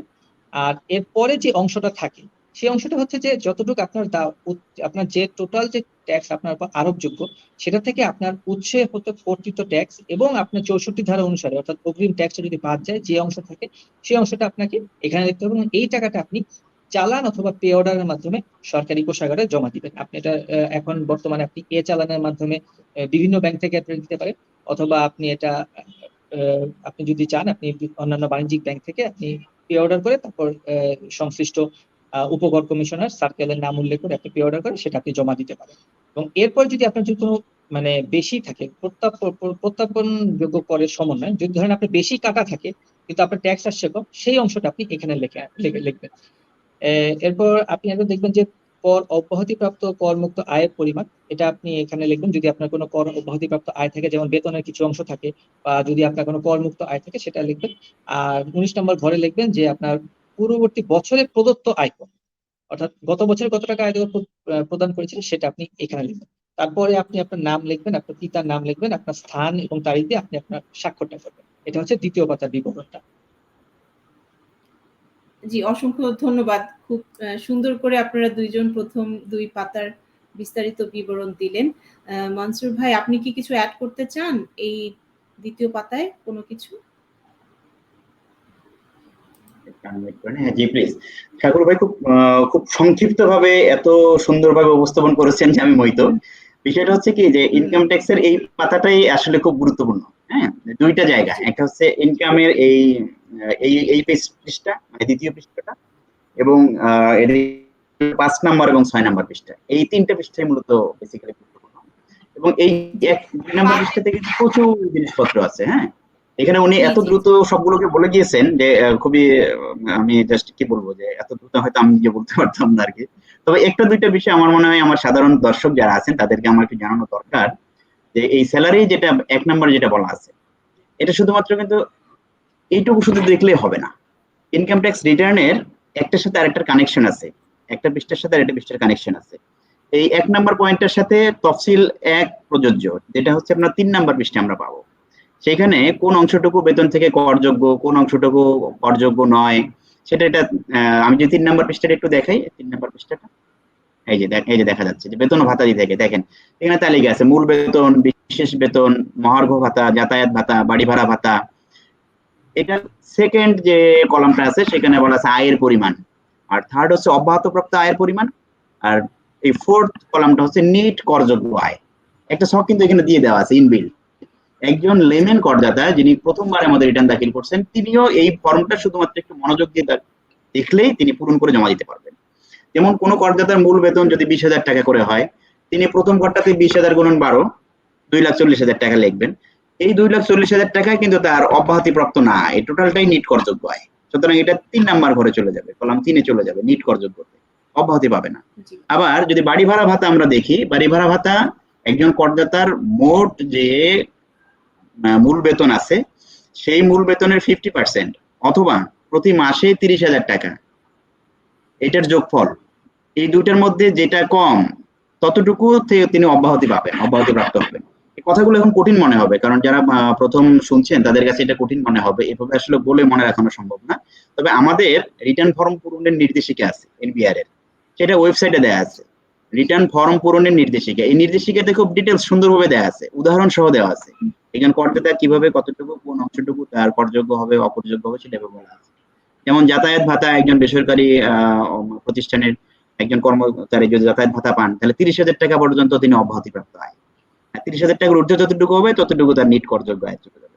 এইভাবে বেশ কিছু বিশ্লেষণ আছে, এই বিশ্লেষণ করে 3 নাম্বার মানে নিট করযোগ্য আয়ের ঘরের যে যোগফলটা হবে, এই যোগফলটা বেসিক্যালি ওই 2 নাম্বার পৃষ্ঠার 1 নাম্বার পয়েন্টে গিয়ে পড়বে। হ্যাঁ, 2 নাম্বার পৃষ্ঠার 1 নাম্বারটাতে যে বেতনাদি 1 নাম্বার পৃষ্ঠাটাতে করদাতার দর্শকরা দেখতে পাচ্ছেন এখানে 1 নাম্বারটাতে যাবে। আর ওই যে মাঝখানের যেটা অব্যাহতিপ্রাপ্ত যে কলামটা আছে ওইটার যে যোগফলটা হবে সেটা আসবে হচ্ছে একেবারে নিচে, দেখেন এখানে এই যেটাতে নিচে আছে আমাদের পাওয়ার ক্যালকুলেশনের নিচে, হ্যাঁ এর নিচে একটু আসেন, এর নিচে একটু আসেন। আমি যদি বলি আপনাকে 18 নাম্বার ঘরটা কর অব্যাহতিপ্রাপ্ত করমুক্ত আয়ের পরিমাণ এখানে যাবে, যে টাকাটার উপর তার ট্যাক্স হবে না।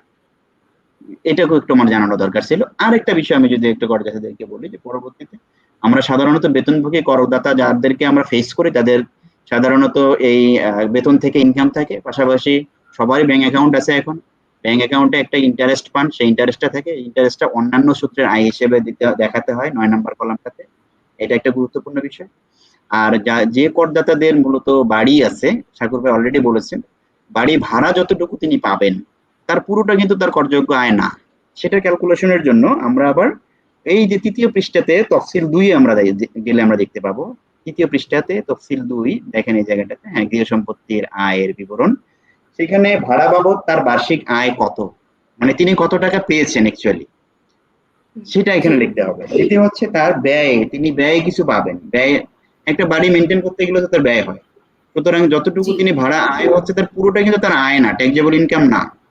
এই আয়টা থেকে তাকে 25%, এটা ক্যালকুলেশন করাটা খুব ঝামেলার, এই জন্য হয়তো এনবিআর একটা নির্ধারণ করে দিচ্ছে যে এটাতে আমরা ঝামেলাতে যেতে চাই না, করদাতাদের জন্য আমরা একটা ইজি ক্যালকুলেশন দিয়ে রাখি যে সেই বাসাটা যদি উনি আবাসিক উদ্দেশ্যে ভাড়া দিয়ে থাকেন তাহলে তিনি 25% মোট যে ভাড়া তিনি প্রাপ্ত হয়েছেন তার 25% মেরামত ও রক্ষণাবেক্ষণ ব্যয় হিসেবে তিনি দাবি করতে পারবেন, মেনে নিতে পারবো, আমরা মেনে নিব। আর যদি সেই বিল্ডিংটা বা সেই বাসাটা উনি বাণিজ্যিক উদ্দেশ্যে ভাড়া দিয়ে থাকেন তাহলে তিনি 30% এখান থেকে তিনি খরচ দাবি করতে পারবেন। হ্যাঁ, এটা বাদ দিয়েও তার অন্যান্য খরচ থাকতে পারে, যেমন কোনো একজন করদাতা যদি ব্যাংক লোন নিয়ে 6 তলা বিল্ডিং করে তাহলে এই লোনের যে ইন্টারেস্ট আসবে সেই ইন্টারেস্টটাও তার যে ভাড়াটা আসলো সেই ভাড়াতে বাদ যাবে, সেটা ইন্টারেস্টের পরিমাণ যাই হোক না কেন। দেখা গেল তার বাড়ি ভাড়ার চেয়ে ইন্টারেস্টের পরিমাণে বেশি হয়ে যাচ্ছে, যদি বেশি হয়ে যায় তাহলে সেক্ষেত্রে তার এক্ষেত্রে মাইনাস ইনকাম হবে, তাতে অসুবিধা নেই। এবং এই মাইনাস ইনকামটা অন্য কোনো সোর্সে যদি তার প্লাস ইনকাম থাকে সেটার সাথে প্লাস মাইনাস সমন্বয় হবে, হ্যাঁ সমন্বয় সম্ভব। এটা বেশ কিছু ক্যালকুলেশন আমি খুব সাধারণ করদাতাদের জন্য সহজ করে বলছি যে আপনার যতটুকু আপনি বাড়ি ভাড়া হিসেবে পাবেন পুরোটাই করযোগ্য না, 25% আপনি রেহাত পাবেন, পাশাপাশি আপনার যদি অন্য কোনো পৌর কর দিতে হয়, সিটি কর দিতে হয়, এগুলো আপনি এখান থেকে মাইনাস করে যতটুকু ট্যাক্সেবল ওই অংশটুকু আপনি বসাবেন 3 নাম্বার কলামে, মানে 2 নাম্বার পৃষ্ঠা 3 নাম্বার কলামে গৃহ সম্পত্তি আয়। এই দুটো বিষয় আমার বলার প্রয়োজন ছিল। আর একটা বিষয় এখান থেকে আমি একটু শেয়ার করতে চাই, যেটা হচ্ছে নিরাপত্তা জামানতের সুদ, 2 নাম্বার পৃষ্ঠা 2 নাম্বার কলাম। নিরাপত্তা জামানত দ্যাট মিন্স সিকিউরিটি, এই সিকিউরিটিটা বলতে সাধারণত গভর্নমেন্ট সিকিউরিটিকেই বোঝায়, যেমন সঞ্চয়পত্র, সেভিং সার্টিফিকেট, অনেকেই সেভিং সার্টিফিকেটে আমাদের এই ইনভেস্টমেন্ট গুলো করে থাকে।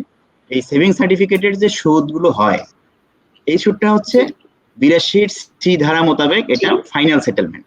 হ্যাঁ, যত টাকা তিনি ইন্টারেস্ট পাবেন তার উপরে যে ট্যাক্সটা কর্তন করে রাখা হবে অ্যাট সোর্সে, সেটাই ফাইনাল সেটেলমেন্ট। এটা আর নতুন করে ক্যালকুলেশন আসবে না। এই যে ধরেন আমার যে 10 নম্বর কলমে ক্রমিক নম্বর 1 থেকে 9 এর যোগফল আছে মোট ক্রমিক, এই মোট ক্রমিকের মধ্যে ওই বিষয়টা আসবে না, অথবা আসলেও ট্যাক্স ক্যালকুলেশনের সময় ওটাকে বাদ দিয়ে আপনাকে ট্যাক্স ক্যালকুলেশন করতে হবে। কারণ সঞ্চয়পত্রের উপর যদি আপনি 1 লাখ টাকা ইন্টারেস্ট পেয়ে থাকেন, তার উপরে 5,000 টাকা ট্যাক্স অলরেডি কেটে নেওয়া আছে, সেটার উপরে নতুন করে ট্যাক্স দিতে হবে না। এটা একটা এই জায়গায় একটা গুরুত্বপূর্ণ বিষয় আছে, আমরা মনে হয় পরবর্তীতে যেতে পারি। ধন্যবাদ। অসংখ্য ধন্যবাদ।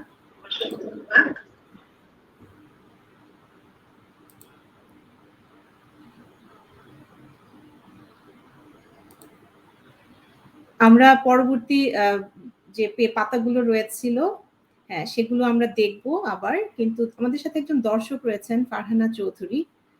ফারহানা চৌধুরীকে আমরা একটু স্টুডিওতে ডেকে নিচ্ছি।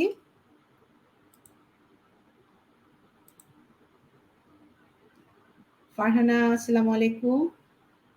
আনমিউট করুন। জি, ওয়ালাইকুম সালাম। জি, আপনার আমার একটা কোয়েশ্চেন ছিল। কোয়েশ্চেনটা হচ্ছে যে বাবার মৃত্যুর পর আসলে তার থেকে যদি কোনো সম্পত্তি বা অর্থ প্রাপ্ত হয়ে থাকে, তাহলে সেইটা আসলে আমার নিজের ট্যাক্সে কিভাবে এটা ইনক্লুড হবে? ফেরদৌস ভাই, ও মনসুর ভাই বলবেন। রিপিট করতে হবে, কথাটা প্রশ্নটা আরেকবার করেন। ফারহানা, প্রশ্নটা আরেকবার রিপিট করতে হবে ফেরদৌস ভাইয়ের কাছে। বাবার মৃত্যুর পর তার কাছ থেকে যদি কোনো অর্থ সম্পদ প্রাপ্তি হয়ে থাকে, তাহলে সেটা আমার নিজস্ব ফাইলে আসলে কিভাবে ইনক্লুড হবে? ফেরদৌস ভাই, বাবার হতে মৃত্যুর পরে, তাহলে বাবা একজন করদাতার মৃত্যুর পরে আমাদের 92 আয়কর অধ্যাদেশের 92 ধারা অনুসারে যেটা করা যায় সেটা হচ্ছে তার একজন বৈধ উত্তরসূরি সিলেক্ট করা লাগে। তারপর তার যে সম্পত্তিগুলো আছে সেগুলো থেকে যদি কোনো ইনকাম আসে, তাহলে সেই বৈধ উত্তরাধিকারী ওই মৃত ব্যক্তির পক্ষে রিটার্ন জমা দিতে পারবে। এবং যদি তারপর সেই সম্পত্তিগুলো যদি পরে বিলি বন্টন ভাগ হয়ে যায়, ওয়ারিশন সার্টিফিকেট অনুসারে চলে যায়, তাহলে আমরা যেটা করতে পারবো, যখন সেগুলা ভাগ হয়ে যাবে এবং সেই ওয়ারিশন অনুসারে সবার কাছে নাম জারি হয়ে যাবে বা সেই টাকাগুলো তাদের নামে চলে আসবে, তখন তারা সেই সম্পত্তিগুলো তাদের আয়কর রিটার্নে আইটি10B বা সম্পদ বা দায় ও ব্যয় বিবরণী ওখানে দেখাতে পারে, এবং তারা উৎস হিসেবে দেখাতে পারে, উত্তরাধিকারী হিসেবে প্রাপ্ত হিসেবে তারা এটা দেখাতে পারে। তবে তাদের সংশ্লিষ্ট প্রমাণাদি অবশ্যই তার রিটার্নের সঙ্গে। 2 নম্বর যে কাগজটা আমরা দেখলাম, সেখানে আসলে কোন নম্বরে আমি এটা ইনক্লুড করব? আপনি কি ধরনের সম্পত্তির কথা বলছেন? ধরেন আপনি যদি এখানে একটা অকৃষি সম্পত্তি ধরেন, আপনি যদি একটা সঞ্চয়পত্র পেয়ে থাকেন, আপনি যদি সেটা যদি আপনার বাবার নামে থাকে এবং সেটা নমিনি থাকেন আপনি, তাহলে আপনাকে সেই সঞ্চয়পত্র যেটা করতে হবে যে আপনাকে যে সংশ্লিষ্ট ব্যাংকে বা ডাকঘরে অ্যাপ্লিকেশন করা লাগবে। তারপর তারা সেখানে ডাক বিভাগে একটা প্রসিডিং আছে, তারা তাদের প্রসিডিং শেষ করবে এবং সেটা আপনার নামে ট্রান্সফার হয়ে যাবে এবং তারা আপনাকে সেরকমই একটা কাগজ সার্টিফিকেট দিবে যে এটা আপনার নামে চলে আসে। তখন আপনি যেটা করবেন, সেই সঞ্চয়পত্রটা আপনি দেখাতে পারবেন আইটি10B বা যেটা পেজ নাম্বার 5, সেটার আপনি এখানে দেখাতে পারবেন যে 4 নম্বর ঘরে খ দেখবেন সঞ্চয়পত্র, সেখানে আপনি দেখাবেন 10 লাখ টাকা। যদি সঞ্চয়পত্র 10 লাখ টাকার হয় তাহলে আপনি সেটা সেখানে দেখাবেন, এবং সেটা উৎস হিসাবে আপনি দেখাবেন এটা একদম শেষে 17 নম্বর কলামে। সেখানে আপনি দেখবেন যে অর্জিত তহবিল সমূহ, এখানে আপনি দেখবেন যে একটা 17 আছে অন্যান্য প্রাপ্তি। সেই অন্যান্য প্রাপ্তির ঘরে আপনি সেটা দেখাবেন এবং আপনি এটা দেখিয়ে দিতে পারবেন যে এটা আপনি আপনার পিতা হতে পেরেছেন, এবং এটা আপনি অবশ্যই রিটার্নের সঙ্গে আপনি আপনার সেই এটার যে প্রমাণাদিগুলো সেগুলো আপনার এখানে সংযুক্ত করতে হবে। জি ফেরদৌস ভাই, এটা ঠিক কোন পাতায় আপনি রেফার করলেন যে আমি একটু দেখাতে চাচ্ছিলাম দর্শকদের? এটা সম্পদ বিবরণী, এটা 2 জায়গায় আসবে। প্রথম যে জায়গায় আসবে সেটা হচ্ছে যে সঞ্চয়পত্র 4 পেজ নাম্বার 5 পরিসম্পদ দায় ও ব্যয় বিবরণী। ওখানে দেখবেন 4 নম্বর ঘরে বিনিয়োগ নামে একটা ঘর আছে, তারপর একটা জি এই যে এখানে।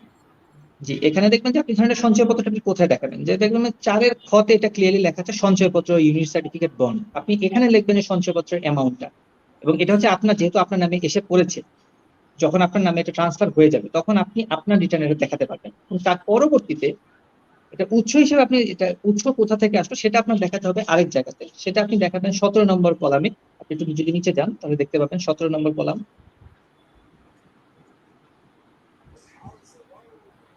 এখানে দেখবেন অন্যান্য প্রাপ্তি, ওখানে আপনি দেখাবেন যে এটা পিতার হতে আপনি যে পেয়েছেন সেইটা আপনি এখানে দেখাতে পারবেন, তাহলে আপনার জিনিসটা মিলে যাবে।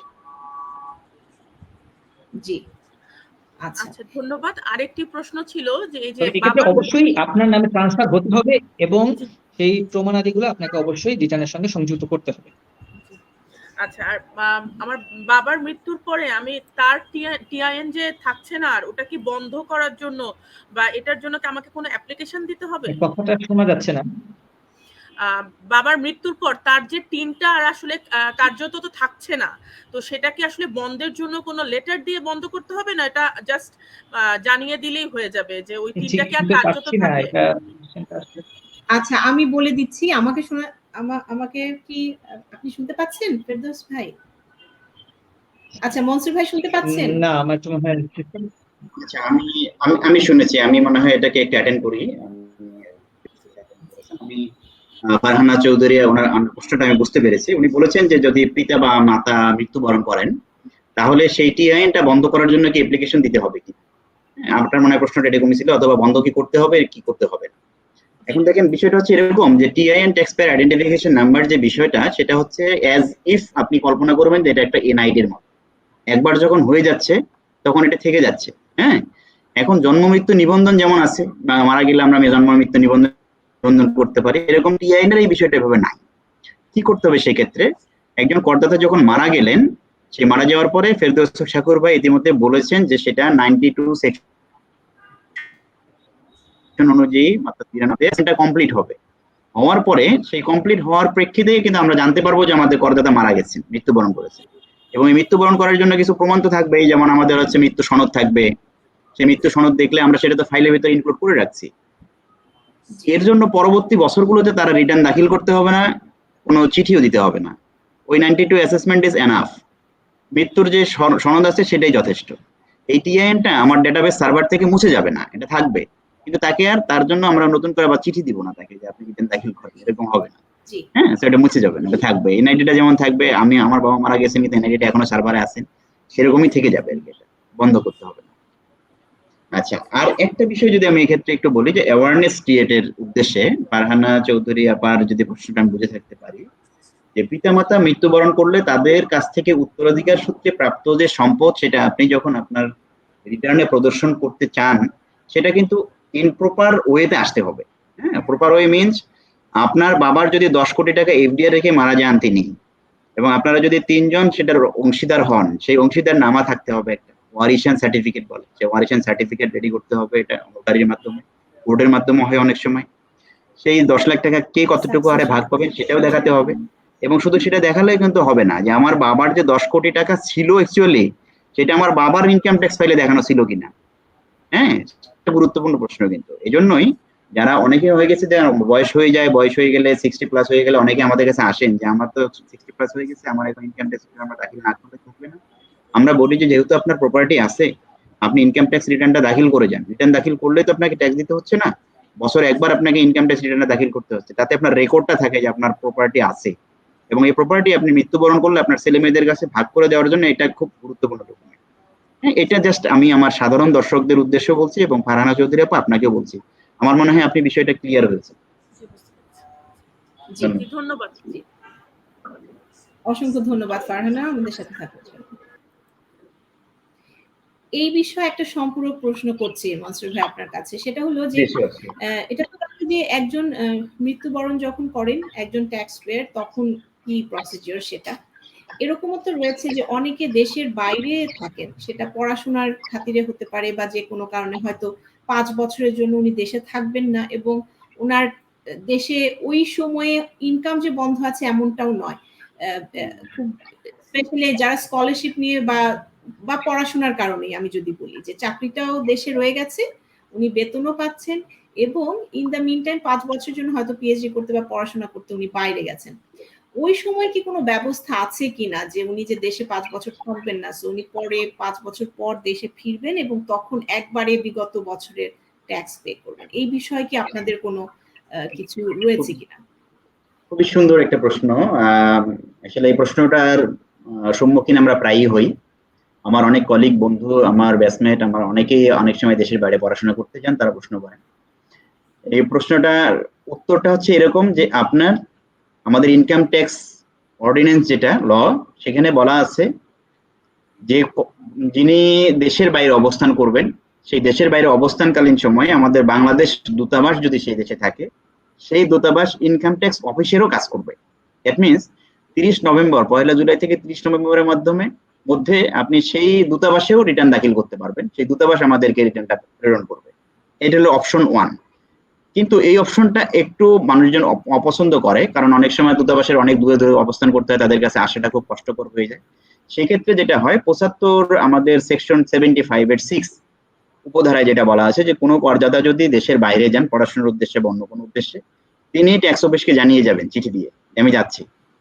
এবং তিনি যখন ফিরে আসবেন, ফিরে আসার পরে তিনি ধরেন যেদিন ফিরে আসলেন, দেশে ল্যান্ড করলেন, তার 3 মাসের মধ্যে তিনি রিটার্ন দাখিল করবেন।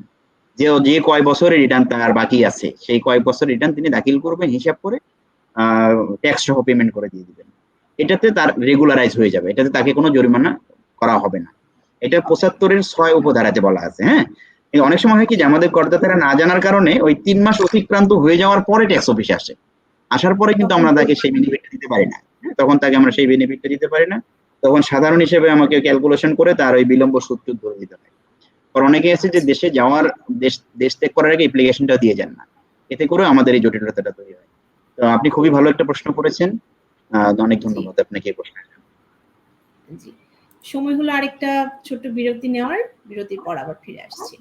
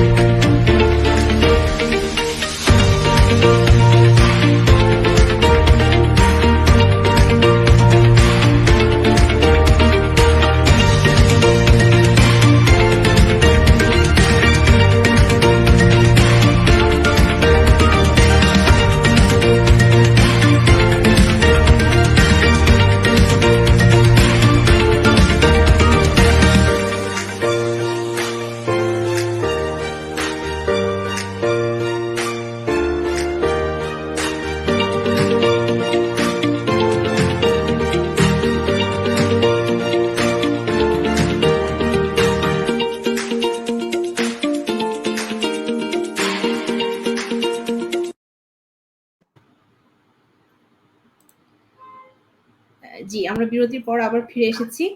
আমার মনে হয় যে আমাদের যে আমরা যে কথা বলছিলাম যে ফর্মটা নিয়ে, ফর্মের ৫ম এবং ৬ষ্ঠ পাতাটাও বেশ গুরুত্বপূর্ণ। আমি একটু শেয়ার করছি।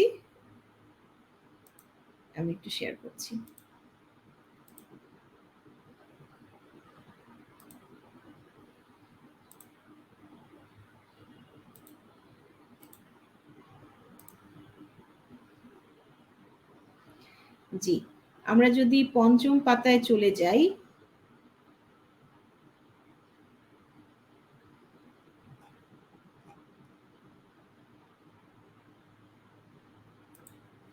যে কোনো একজন আপনারা শুরু করতে পারেন। প্রথমে কি ফেরদৌস ভাই শুরু করবেন? তারপর আমি মনসুর ভাইয়ের কাছে যাব।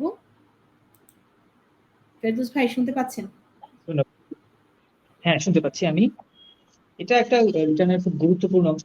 একটু কঠিন, এটা তো যারা প্রথমবার করবে তাদের জন্য একটু কঠিন মনে হতে পারে। এটা প্র্যাকটিস করলে এটা ইজি হয়ে যাবে, 2-1 বার করলে এটা বেশ ইজি হয়ে যায়। তো এটা হচ্ছে আমাদের একজন ব্যক্তির যার কি পরিমাণ সম্পদ আছে, কি পরিমাণ দায় আছে, সেটার একটা বিবরণী। এবং এটা সকালে দেওয়ার জন্য বাধ্যতামূলক না। যদি এটা 40 কারো যদি নিজ সম্পদ যদি 40 লাখ টাকা কম হয়, তাহলে তার জন্য এটা বাধ্যতামূলক না। তবে অন্য সবার জন্য এটা বাধ্যতামূলক। এখানে প্রথম যে ঘরটা আছে, আপনি দেখবেন একের পর, এটা হচ্ছে ব্যবসার পুঁজি। কেউ যদি কোনো ব্যবসা করে, তার যদি কোনো ব্যবসা প্রতিষ্ঠান থাকে, তার যে হিসাব বিবরণী হবে, হিসাব বিবরণী বছর শেষে অর্থাৎ 30শে জুনে যে তার ব্যবসার পুঁজিটা থাকবে, সেটা এখানে উল্লেখ করতে হবে। তারপর যদি আমরা 2 এর খ দেখি, এখানে আছে পরিচালক হিসেবে লিমিটেড কোম্পানিতে বিনিয়োগ, অর্থাৎ তার যদি কোনো প্রাইভেট লিমিটেড কোম্পানিতে কোনো শেয়ার থাকে তাহলে তাকে এখানে তার কোম্পানির নাম সমূহ এবং সে শেয়ারের সংখ্যা এবং তার শেয়ারের দামটা এখানে উল্লেখ করতে হবে। তারপর আছে অকৃষি সম্পত্তি। অকৃষি সম্পত্তি বোঝায় যে ধরেন বাড়ি বা ধরেন কোনো সম্পদ বা যে বাড়ি বা বিল্ডিং বা জমি যেটার মধ্যে অ্যাকচুয়ালি কোনো কৃষি আয় হয় না, সেটাকে সেই সকল সম্পত্তিকে বলা হয় অকৃষি সম্পত্তি। এগুলা এখানে দিতে হবে। এখানে আপনার শুধুমাত্র এটাকে আপনার ক্রয় মূল্যটা আপনাকে দেখাতে হবে, এবং ক্রয় মূল্য যদি আপনার উত্তরাধিকার সূত্র হয় সেটা আপনি উল্লেখ করতে পারেন, যদি হেবা সূত্র হয় সেটা আপনি উল্লেখ করতে পারেন। এবং এখানে আপনার শুধুমাত্র দামটা দিলেই হবে না, আপনাকে সবগুলো বিবরণ দেওয়া হবে, অর্থাৎ এই সম্পত্তিগুলো কোথায় এবং তার পরিমাণ কত সেগুলো আপনাকে এখানে উল্লেখ করতে হবে। এবং আপনার যদি এখানে যে জায়গা দেওয়া আছে সেটা যদি আপনি শীট আপনি এখানে জয়েন করতে পারেন আপনার রিটার্নের সঙ্গে। তারপর 3 নম্বরে আছে কৃষি সম্পত্তি। কৃষি সম্পত্তি হচ্ছে যে সম্পত্তিগুলো থেকে আপনার কৃষি আয় আছে, অর্থাৎ আপনার ক্ষেত বা ওরকম কোনো কিছু থাকে, এই সেগুলোর বিবরণ এবং পরিমাণ এবং মূল্য আপনাকে এখানে উল্লেখ করতে হবে। চতুর্থ ঘরে আছে হচ্ছে বিনিয়োগ। সেখানে বিনিয়োগে যেখানে আছে প্রথম ঘরটা হচ্ছে শেয়ার বা ডিবেঞ্চার। শেয়ার ডিবেঞ্চার এক্ষেত্রে আপনার যদি কোনো যে বাংলাদেশের শেয়ার মার্কেটে যদি আপনার যে বিনিয়োগগুলো আছে সেগুলো এখানে উল্লেখ করতে হবে। এখানে কিছু কিছু মানুষ মাঝে মাঝে একটা ভুল করে যে তারা কস্ট ভ্যালুটা দেখে না, তারা মার্কেট ভ্যালু দেখে, এটা মার্কেট ভ্যালু তাদের কস্ট ভ্যালুটা লিখতে হবে এখানে। তারপর আছে সঞ্চয়পত্র বা ইউনিট সার্টিফিকেট, বন্ড। আপনার যদি কোনো এফডিআর থাকে সেগুলো আপনি এখানে লিখতে পারেন। এখানে আপনার ওখানকার যে স্থিতিটা আছে সেটা আপনি এখানে দিবেন। তারপর আপনি যদি কোনো প্রাইস বন্ড থাকে সেটা আপনি এখানে লিখতে পারবেন গ ঘরে। তারপর ঘতে আছে ঋণ প্রদান। যদি আপনি আপনার কাউকে যদি কোনো ঋণ প্রদান করে থাকেন তাহলে সেইটা আপনাকে এখানে উল্লেখ করতে হবে, এবং এক্ষেত্রে আপনাকে কাকে ঋণ প্রদান করেছেন তার নাম এবং টিআই নাম্বারটা এখানে উল্লেখ করে দেওয়াটা উচিত। এবং অন্যান্য বিনিয়োগ, এগুলো ছাড়াও যদি আপনার যে কোনো বিনিয়োগ আছে সেটা আপনি এখানে দিতে পারেন। যেমন আপনার ডিপিএস থাকতে পারে, গভর্নমেন্ট স্যালারি যারা হোল্ডার তাদের সার্ভিস হোল্ডারদের জন্য আপনাদের জিপিএফ থাকবে, জিপিএফ স্থিতি এটা আপনি এখানে দিতে পারেন। ডিপিএস হতে পারে, আপনার লাইফ ইন্স্যুরেন্স থাকলে এটা আপনি দিতে পারেন। তারপর 5 নম্বর ঘরে আছে মোটরযান। মোটরযান এখানে যদি আছে, এখানে আপনার মোটরযানের ক্রয় মূল্যটা যত টাকা দিয়ে আপনি কিনেছেন সেটা আপনি লিখবেন, এবং এখানে আপনার মোটরযানের রেজিস্ট্রেশন নাম্বার এবং সেটা প্রকৃতিটা কি ধরনের মোটরযান সেটা আপনাকে এখানে উল্লেখ করে দিতে হবে। তারপরে আছে অলংকারাদি পরিমাণ ও ক্রয় মূল্য। এখানে আপনার যা অলংকার আছে আপনার বা আপনার যদি কোনো নির্ভরশীল স্ত্রী থাকে বা সন্তানদেরটাও আপনি এখানে উল্লেখ করতে পারেন। সেক্ষেত্রে এই অলংকারের পরিমাণটা আপনাকে এখানে দেখতে হবে। তারপর আছে আসবাবপত্র এবং ইলেকট্রনিক সামগ্রী। এখানে আপনার যে ক্রয় মূল্যগুলো সেগুলো আপনি এখানে উল্লেখ করে দিবেন, আপনার যা আছে সেটা। তারপর হচ্ছে ব্যবসা বহির্ভূত নগদ সম্পদ। আচ্ছা, ব্যবসার অর্থটা যেটা সেটা যায় হচ্ছে ব্যবসার স্থিতি যে পত্র আছে সেখানে, ব্যবসা বিবরণীতে। এটা হচ্ছে ব্যবসা বহির্ভূত আপনার যে পরিমাণ নগদ টাকা আছে এবং আপনার ব্যাংকের স্থিতির পরিমাণ সেটা আপনি এখানে লিখবেন। এবং এছাড়াও যদি আপনার কোনো থাকে অন্য কোনো নগদ অর্থ থাকে, কারণ আপনার বিকাশ থাকতে পারে বা অন্য কোনো কিছু থাকতে পারে, সেটাও আপনি এখানে অন্যান্য ঘরে লিখতে পারেন। এবং এটা টোটাল যে যোগফলটা সেটা আপনি তার বাম পাশে আপনি লিখে দিবেন। এই গেল দ্বিতীয় পাতা, 6 নম্বর পাতা, 5 নম্বর পাতা। এরপর আমরা আসতে পারি 6 নম্বর পাতা। সেখানে আছে অন্যান্য পরিসম্পদ। অন্যান্য পরিসম্পদ এই প্রিভিয়াসলি যে সকল সম্পদের কথা নিয়ে আমরা উল্লেখ করেছি সেগুলো বাদেও যদি আপনার কোনো স্পেশাল সম্পদ থাকে আপনি এটা এখানে দেখাতে পারেন।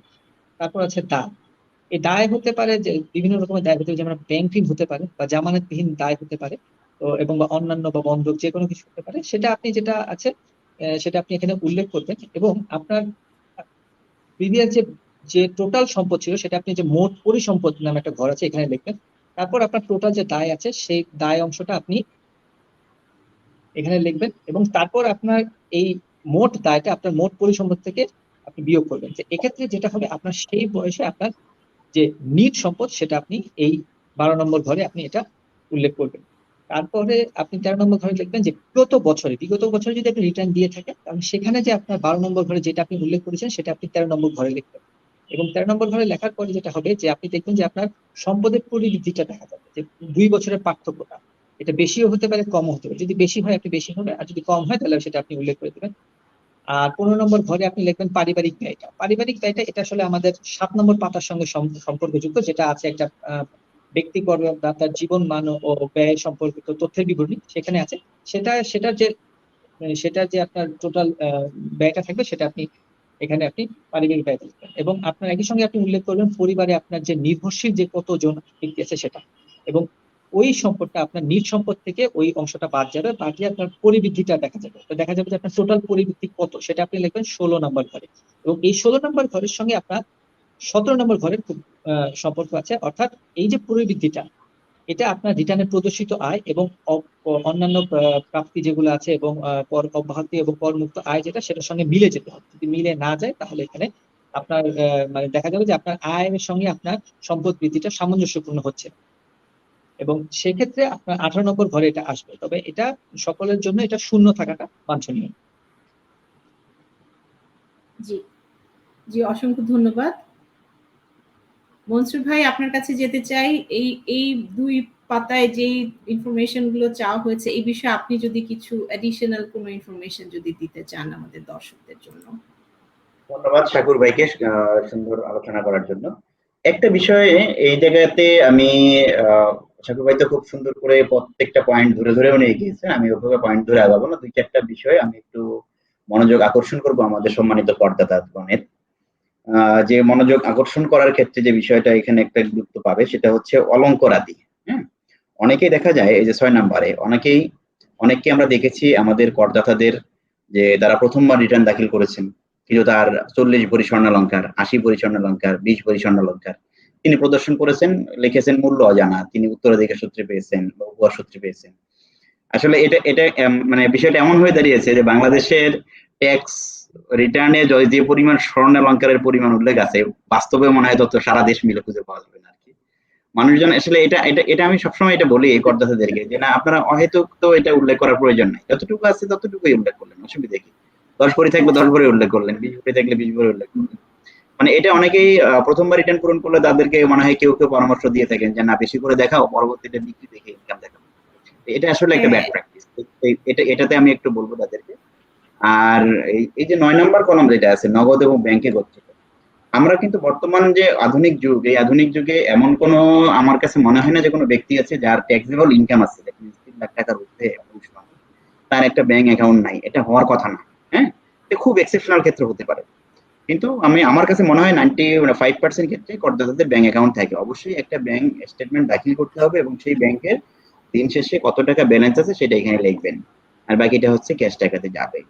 এটা একটু খেয়াল রাখতে হবে। এই দুটো জিনিসের প্রতি আমি একটু গুরুত্ব দিতে চাই। আরেকটা এখানে 5 নাম্বার যেটা বলছে মোটর যান, দেখেন একসময় আমাদের ইনকাম ট্যাক্স ডিপার্টমেন্ট আমরা হচ্ছে ইনফরমেশন বেসিস ডিপার্টমেন্ট।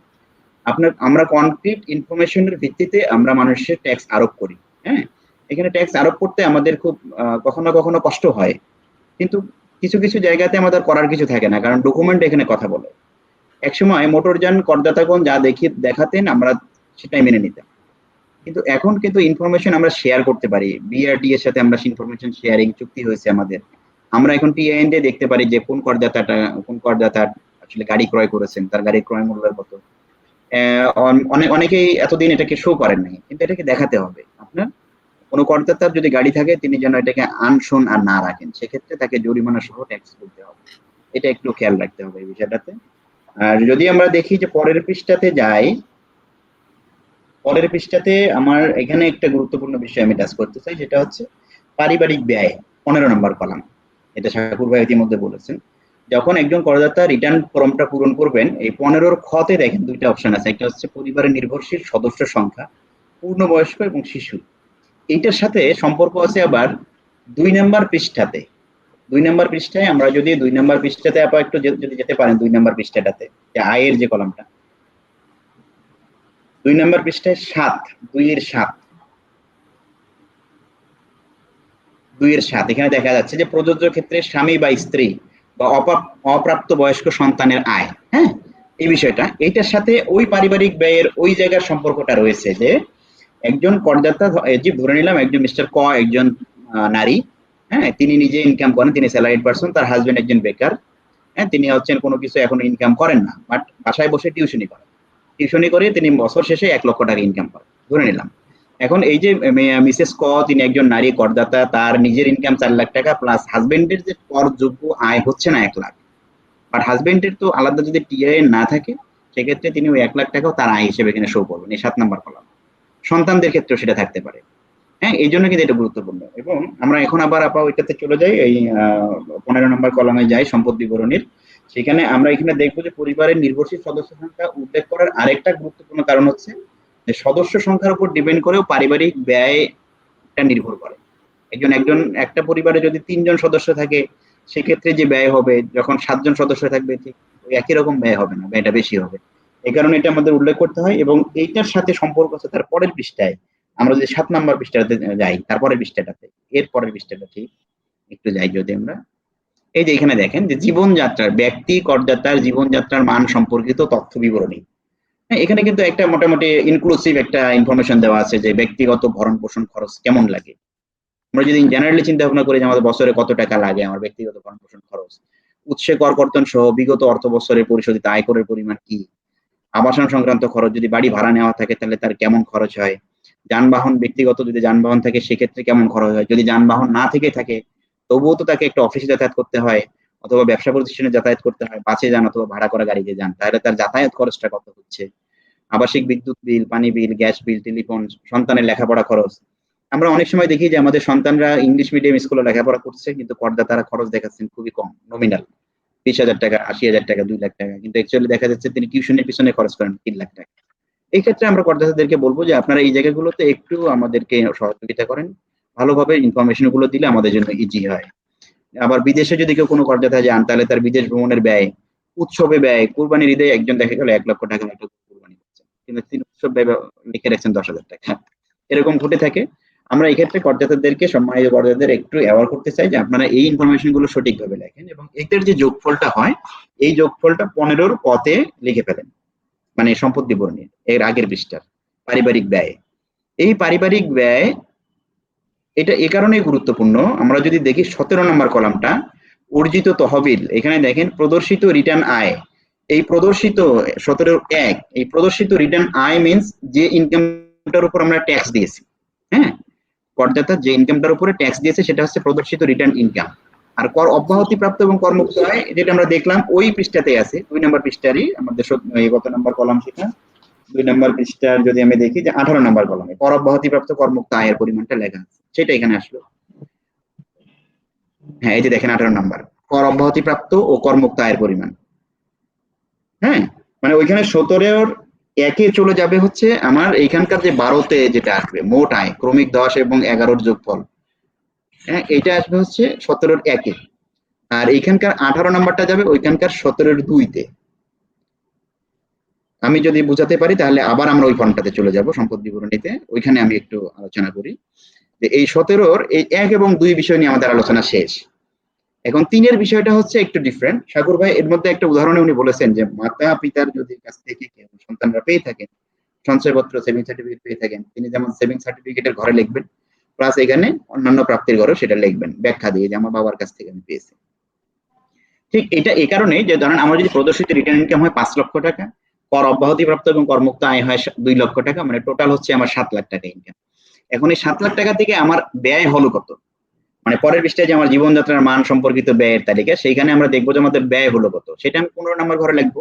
একটু দেখেন 15 নম্বর ঘরটা একটু উঠাতে হবে, একটু উপর দিকে আসতে হবে। এই 15 নম্বর পারিবারিক ব্যয়, এখানে যদি আমি দেখি যে আমার ওই 7 লক্ষ টাকা মোট ইনকামের মধ্যে আমার পারিবারিক ব্যয় হয়েছে ধরে নিলাম 5 লক্ষ টাকা, তাহলে আমার সম্পদের পরিবৃদ্ধি হবে 2 লাখ টাকা, যেটা 16 নম্বর। এই টোটাল ফর্মটা হচ্ছে একটা ক্যালকুলেশন, বলবো যে এটা একটা অ্যাকাউন্টিং, এবং অ্যাকাউন্টিংটা হচ্ছে তো এরকম যে দুতরফা দাখিলা পদ্ধতি, মানে ডাবল এন্ট্রি থাকবে। আপনার যদি সম্পদ থাকে তাহলে সমপরিমাণ আপনার ইকুইটি থাকবে অথবা দায় থাকবে। হ্যাঁ, এটা কিন্তু ডাবল এন্ট্রি। আপনার প্রত্যেকটা ট্রানজাকশন, প্রত্যেকটা লেনদেন আপনাকে 2 জায়গায় হিট করবে। এই পুরো সম্পদ বিবরণীটা হচ্ছে একটা অ্যাকাউন্টিং এর খেলা। এখানে একটু যাদের জন্য খুব নরমাল তাদের জন্য এত হিসেব নিকাশেরও প্রয়োজন নাই, খুব ইজিলি এরা মিলাই ফেলবে, কিন্তু যাদের অনেক বেশি পরিমাণ সম্পদ তাদের ক্ষেত্রে এটাতে একটু সময় দিতে হয়। এই জন্য আমরা সাধারণত প্রফেশনালদের সহযোগিতা নিতে বলি। আমাদের সম্মানিত করদাতাদেরকে আমরা এই জায়গা থেকে একটা মেসেজও দিতে চাই যে অনেক করদাতা আছেন যাদের খুবই নমিনাল ইনকাম, তারা এসে হয়তো অফিসে বা অফিসের আশেপাশে আমাদের অনেক লোকজন এটার ভিত্তিতেই গড়ে ওঠে যে যারা একটু হেল্প করতে চায়।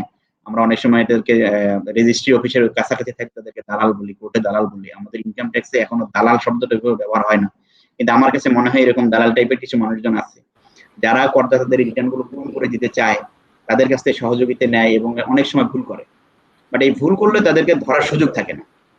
হ্যাঁ, এই জন্য আমি করদাতাদেরকে আমি এটা পরামর্শ দিব যে আপনাদের যদি খুব বেশি জটিল মনে হয় তাহলে আপনারা আইনজীবীর পরামর্শ নিন। কর আইনজীবী আছে, আমাদের ইনকাম ট্যাক্স প্র্যাকটিশনার আছেন, আমাদের ট্যাক্স লয়ার আছেন, তাদের পরামর্শ নিন, তাদের ওকালতনামাতে তাদেরকে পাওয়ার দিন এবং অবশ্যই সমস্ত কিছু পূরণ করার পরে নিজে দেখে স্বাক্ষর করুন, নিজে দেখে স্বাক্ষর করুন। কারণ একজনের ইনফরমেশন আরেকজন যখন পূরণ করে আপনি আগে যদি স্বাক্ষর করে দেন তিনি ভুলও করতে পারেন, সেই ভুলের দায় কিন্তু আপনাকে নিতে হবে। কারণ আমরা যদি এই পাতাতে দেখি যে করদাতা যখন বলছে আমি বিশ্বস্ততার সাথে ঘোষণা করছি, যে আমরা যদি ওই পাতাটা একটু দেখাতে পারতাম, 6 নাম্বার পাতাটা স্ক্রিন শেয়ার যদি করা যেত। আচ্ছা, হ্যাঁ অবশ্যই স্ক্রিন শেয়ারটা যদি করা যেত তাহলে আমরা 18 নম্বরের পরেই এই কলামটাতে লেখা আছে যে আমি বিশ্বস্ততার সাথে ঘোষণা করছি আমার এই তথ্যগুলো আমার জানা মতে, জ্ঞান ও বিশ্বাস মতে সত্য এবং সঠিক। যেহেতু আমার সাথে এখানে ইফাত গ্যাস আরেফিন আপা আছেন, উনি ব্যারিস্টার, উনি ভালো জানবেন আইন বিষয়ে। এটা হচ্ছে একটা ওথ, এটা একটা শপথ। এই শপথ ভঙ্গ করার কারণেও তার শাস্তি হবে, তার আইন অনুযায়ী আমাদের যে প্রচলিত সিভিল এবং ক্রিমিনাল ল আছে সেই ল অনুযায়ী। আমি 6 নম্বর পৃষ্ঠায় যাবো একটু কাইন্ডলি। 6 নম্বরের 18, 6-এর 18 দেখেন। 6-এর 18-র পরে এখানে বলা আছে যে আমি বিশ্বস্ততার সাথে ঘোষণা করছি যে আমার জ্ঞান ও বিশ্বাস মতে আইন বিতে প্রদত্ত তথ্য সঠিক ও সম্পূর্ণ বলে আমি করদাতা আমি স্বাক্ষর করছি। হ্যাঁ, এই জন্য আমি করদাতা সম্মানিত ট্যাক্সপেয়ারদেরকে অনুরোধ করবো যে আপনারা যেটাই স্বাক্ষর করেন ফাঁকা কাগজে স্বাক্ষর করে দিয়ে না। আপনি যদি লয়ারকে দেন বা অন্য কাউকে দিয়ে পূরণ করেন, দেখার পর তারপর স্বাক্ষর করুন। কারণ কখনো অডিটে পড়লে এই দায়ভার আপনাকেই নিতে হবে, সেই আপনার করদাতার উকিল বা অন্য কেউ নেবেন না। আবার এই পর্যন্ত আমার বলার ছিল, যদি আরো কোনো ইনফরমেশন জানার থাকে আমরা শেয়ার করব। Thank you. অবশ্যই আবার যখন আমরা স্ক্রিনে ফর্মটা শেয়ার করছি বেশি সময় নিব না। তফসিল 3-এ যেটা বলা হয়েছে এটা যদি একটু এক্সপ্লেইন করতেন। আচ্ছা, এটা প্রথমবারেই চলে এসেছিল। আমাকে কি শোনা যাচ্ছে? শোনা যাচ্ছে। আচ্ছা, আমাকে শোনা যাচ্ছে। এটা প্রথমবারে শেয়ার হয়েছিল। একজনের সম্ভবত প্রশ্ন ছিল এরকম যে আমি কোন কোন জায়গা থেকে ট্যাক্স রেয়াত গুলো পাবো, আমি কোথায় দান করলে বা কোথায় বিনিয়োগ করলে রেয়াত গুলো পাবো, তাই না? ওইখানে দেখেন ওই লিস্টে এই জায়গায়, হ্যাঁ, এখানে যদি জীবন বীমার প্রিমিয়াম কেউ দিয়ে থাকে, কেউ ভবিষ্যৎ তহবিলে দিয়ে থাকে, তারপরে হচ্ছে আপনার যেটা এনওইটি ফান্ড থাকে, বয়স্ক তহবিল থাকে, ডিপোজিট পেনশন স্কিম থাকে, কল্যাণ তহবিল থাকে, জাকাত তহবিল থাকে এবং অন্যান্য যদি থাকে যেটা বলেছে সেটা শাকুর ভাই প্রথমে বলে দিচ্ছে যে এটার একটা বিশাল বড় লিস্ট আছে। এটা আমাদের পরিপত্রে আছে, আমাদের রিটার্ন পূরণের নির্দেশিকাতেও আছে যে কোথায় কোথায় দান করলে সেটা ট্যাক্স ফ্রি হিসেবে আমরা এই রেয়াত হিসেবে আমরা এটাকে দাবি করতে পারবো। তো এই পৃষ্ঠাটা হচ্ছে এরকমই, এটা আপনার আমার অ্যাকচুয়াল বিনিয়োগগুলো এখানে শো করতে হবে। এখানে যে মোট অ্যাকচুয়াল বিনিয়োগটা হবে, অ্যাকচুয়াল যে ইনভেস্টমেন্টটা হবে সেটা, এবং মোট করযোগ্য আয় 25%, ওইটা যেটা আমি প্রথমে বলেছিলাম। এই দুইয়ের মধ্যে যেটা কম হবে সেইটার উপরে 15% রেয়াত পাবেন। যে রেয়াতের বিষয়টা আমরা শাকুর ভাই বলেছেন প্রথমে 2 নম্বর পৃষ্ঠায় যদি আমরা যাই, 2 নম্বর পৃষ্ঠায় 14 নম্বর আমরা এটাকে লিখে দিব। 2-এর-14-তে দেখেন, হ্যাঁ, এই যে 2-এর-14-তে দেখেন কর রেয়াত ধারা 44(2)(b) অনুযায়ী তফসিল 3 অনুসারে, হ্যাঁ, 13 মোট আয়ের উপর আরোপযোগ্য আয়কর। আর আমার এই রেয়াতটা ক্যালকুলেশন হচ্ছে তফসিল 3 মোতাবেক। ওই তফসিল 3-এ আমি যে পরিমাণ বিনিয়োগ করলাম সেই অ্যাকচুয়াল বিনিয়োগ, এবং এইখানে যে মোট করযোগ্য আয় হলো, মোট করযোগ্য আয় মিন্স 12 নম্বরে যে মোট করযোগ্য আয়টা হবে সেটা 25%। এই দুইটার মধ্যে যেটা কম সেটার উপর 15% ক্যালকুলেশন করে এই 14 নম্বর ঘরে লিখে দিলে আমার 13 থেকে 14 বিয়োগ করে যা হবে সেটা 15-তে আসবে। সম্ভবত আমি বোঝাতে পেরেছি। জি, একদম খুব সুন্দর একটা আলোচনা হলো এবং আশা করি আমাদের দর্শকরা ভীষণভাবে উপকৃত হয়েছেন এবং হবেন এই আজকের এই আলোচনা দেখার পর। একদম অনুষ্ঠানের শেষে আমরা চলে এসেছি। একটা শেষ প্রশ্ন করতে চাই ফেরদৌস ভাই, আপনার কাছে করি প্রশ্নটা। সেটা হচ্ছে যে আমাদের দেশে তো এরকম অনেকেই আছেন যারা প্রবাসী, তাদের পাসপোর্টও তাদের আছে, আবার একই সাথে ওনাদের কিন্তু ন্যাশনাল আইডিও রয়েছে, মানে বাংলাদেশেরও নাগরিক, ওনারা দ্বৈত নাগরিকত্ব নিয়ে আছেন। সো ওনাদের ক্ষেত্রে দেখা যায় অনেকেরই দেশে হয়তো গৃহ সম্পত্তি থাকে, সেটা প্যারেন্টসদের থেকেও পেতে পারেন বা নিজস্ব ইনভেস্টমেন্টও হতে পারে। সেক্ষেত্রে ওনাদেরও তো আয়কর দিতে হবে নাকি, এই বিষয়টা কিভাবে? তাদের যদি এখানে যে সম্পত্তিগুলো আছে এবং সেগুলো থেকে যে আয়গুলো আসবে সেটা অবশ্যই তাদের এখানেই তাদেরকে দেওয়া লাগবে, যেটা আমাদের ইনকাম, মানে আমাদের ইনকাম ট্যাক্স অর্ডিন্যান্সের স্কোপ অফ ইনকামে বলা আছে অ্যাক্রু এন্ড অ্যারাইজড ইন বাংলাদেশ। যেহেতু এটা যে আয়টা অ্যাক্রুড বা অ্যারাইজড হবে বাংলাদেশে, তাদেরকে অবশ্যই এটার জন্য ট্যাক্স দেওয়া লাগবে। এবং তাদের যদি কোনো গৃহ সম্পত্তি গৃহ সম্পত্তি আয় থাকে তাহলে অবশ্যই তাদেরকে সেটার জন্য তাদেরকে ট্যাক্স দেওয়া লাগবে। এবং তারপর তারা যদি তাদের কোনো ফিক্সড ডিপোজিট থাকে, ইভেন তাদের যদি কোনো ব্যবসা প্রতিষ্ঠান থাকে যেটা তাদের অবর্তমানে চলছে, তাহলে সেটা আয়ের অবশ্যই তাদেরকে দেওয়া লাগবে। বাংলাদেশের যে বাংলাদেশের সীমারেখার মধ্যে যে কোনো ইনকাম যেটা অ্যারাইজ ইন বাংলাদেশ, এটা অবশ্যই তাদেরকে ইনকাম গুলোর জন্য ট্যাক্স দেওয়া লাগবে। একদম, অসংখ্য ধন্যবাদ। একটা শেষ প্রশ্ন করতে চাই যে যদি কেউ সময়ের মধ্যে ট্যাক্স রিটার্ন করতে না পারেন, সেই ক্ষেত্রে কি প্রার্থনা করার কোনো সিস্টেম আছে কিনা? সময়, টাইম এক্সটেনশনের জন্য করতে পারবে। এক্ষেত্রে একটা ফর্ম আছে, সেই ফর্মটা আমাদের ওয়েবসাইট থেকে ডাউনলোড করা যায়। সেখানে সেই ফর্মটা ফিল আপ করে তারা যদি সংশ্লিষ্ট সার্কেলে যদি সেটা জমা দেয়, তাহলে 2 মাসের জন্য তাদেরকে সময় বৃদ্ধি করে দিতে পারবে উপভোগ কমিশন। এবং তার প্রেক্ষিত তারপরেও যদি সেই 2 মাসে তারা কোনো কারণে দিতে না পারে, তাহলে তারা আবার একই জিনিস একইভাবে ওই ফর্মে তারা অ্যাপ্লিকেশন করবে। সেটা হচ্ছে আমাদের সার্কেলের উপরে, অর্থাৎ আমাদের যে ইন্সপেক্টিং রেঞ্জে, সেখানে তারা অ্যাপ্লিকেশন করবে। সেখানে অ্যাপ্লিকেশন করলেও তাদেরকে আরো 2 মাস সময় বৃদ্ধি করে দেওয়া হয়। অসংখ্য ধন্যবাদ। আমার মনে হয় আজকে আমাদের এই আলোচনায় থেকে ভীষণভাবে আমাদের দর্শকরা উপকৃত হবেন, কারণ অনেক এক্সটেন্সিভ একটা আলোচনা হয়েছে আজকে। আপনারা ভীষণ সুন্দরভাবে বিস্তারিতভাবে আমাদের দর্শকদের বুঝিয়েছেন। আমাদের অনুষ্ঠানে আসার জন্য অসংখ্য ধন্যবাদ এবং কৃতজ্ঞতা মনসুর ভাই এবং ফেরদৌস ভাই, আপনাদের দুজনকেই। যারা লাইভে ছিলেন আমাদের সাথে এতক্ষণ, তাদেরকে অসংখ্য ধন্যবাদ জানাচ্ছি। যারা কমেন্ট করেছেন বা স্টুডিওতে এসে যারা প্রশ্ন করেছেন, তাদেরকেও অসংখ্য ধন্যবাদ জানাচ্ছি। যারা নীরব দর্শক ছিলেন, ধন্যবাদ তাদেরকেও। আমাদের এই অনুষ্ঠানের মাধ্যমে যদি আপনাদের আইন বিষয়ে এতটুকু জ্ঞান বৃদ্ধি পেয়ে থাকে বা আপনাদের উপকারে এসে থাকে, স্পেশালি আজকের যে বিষয়টা ছিল সেই বিষয়ে, তাহলে আমাদের এই অনুষ্ঠানের সার্থকতা। দেখা হবে আগামী বৃহস্পতিবার রাত 9টায়। খুব ভালো থাকবেন সবাই। শুভরাত্রি।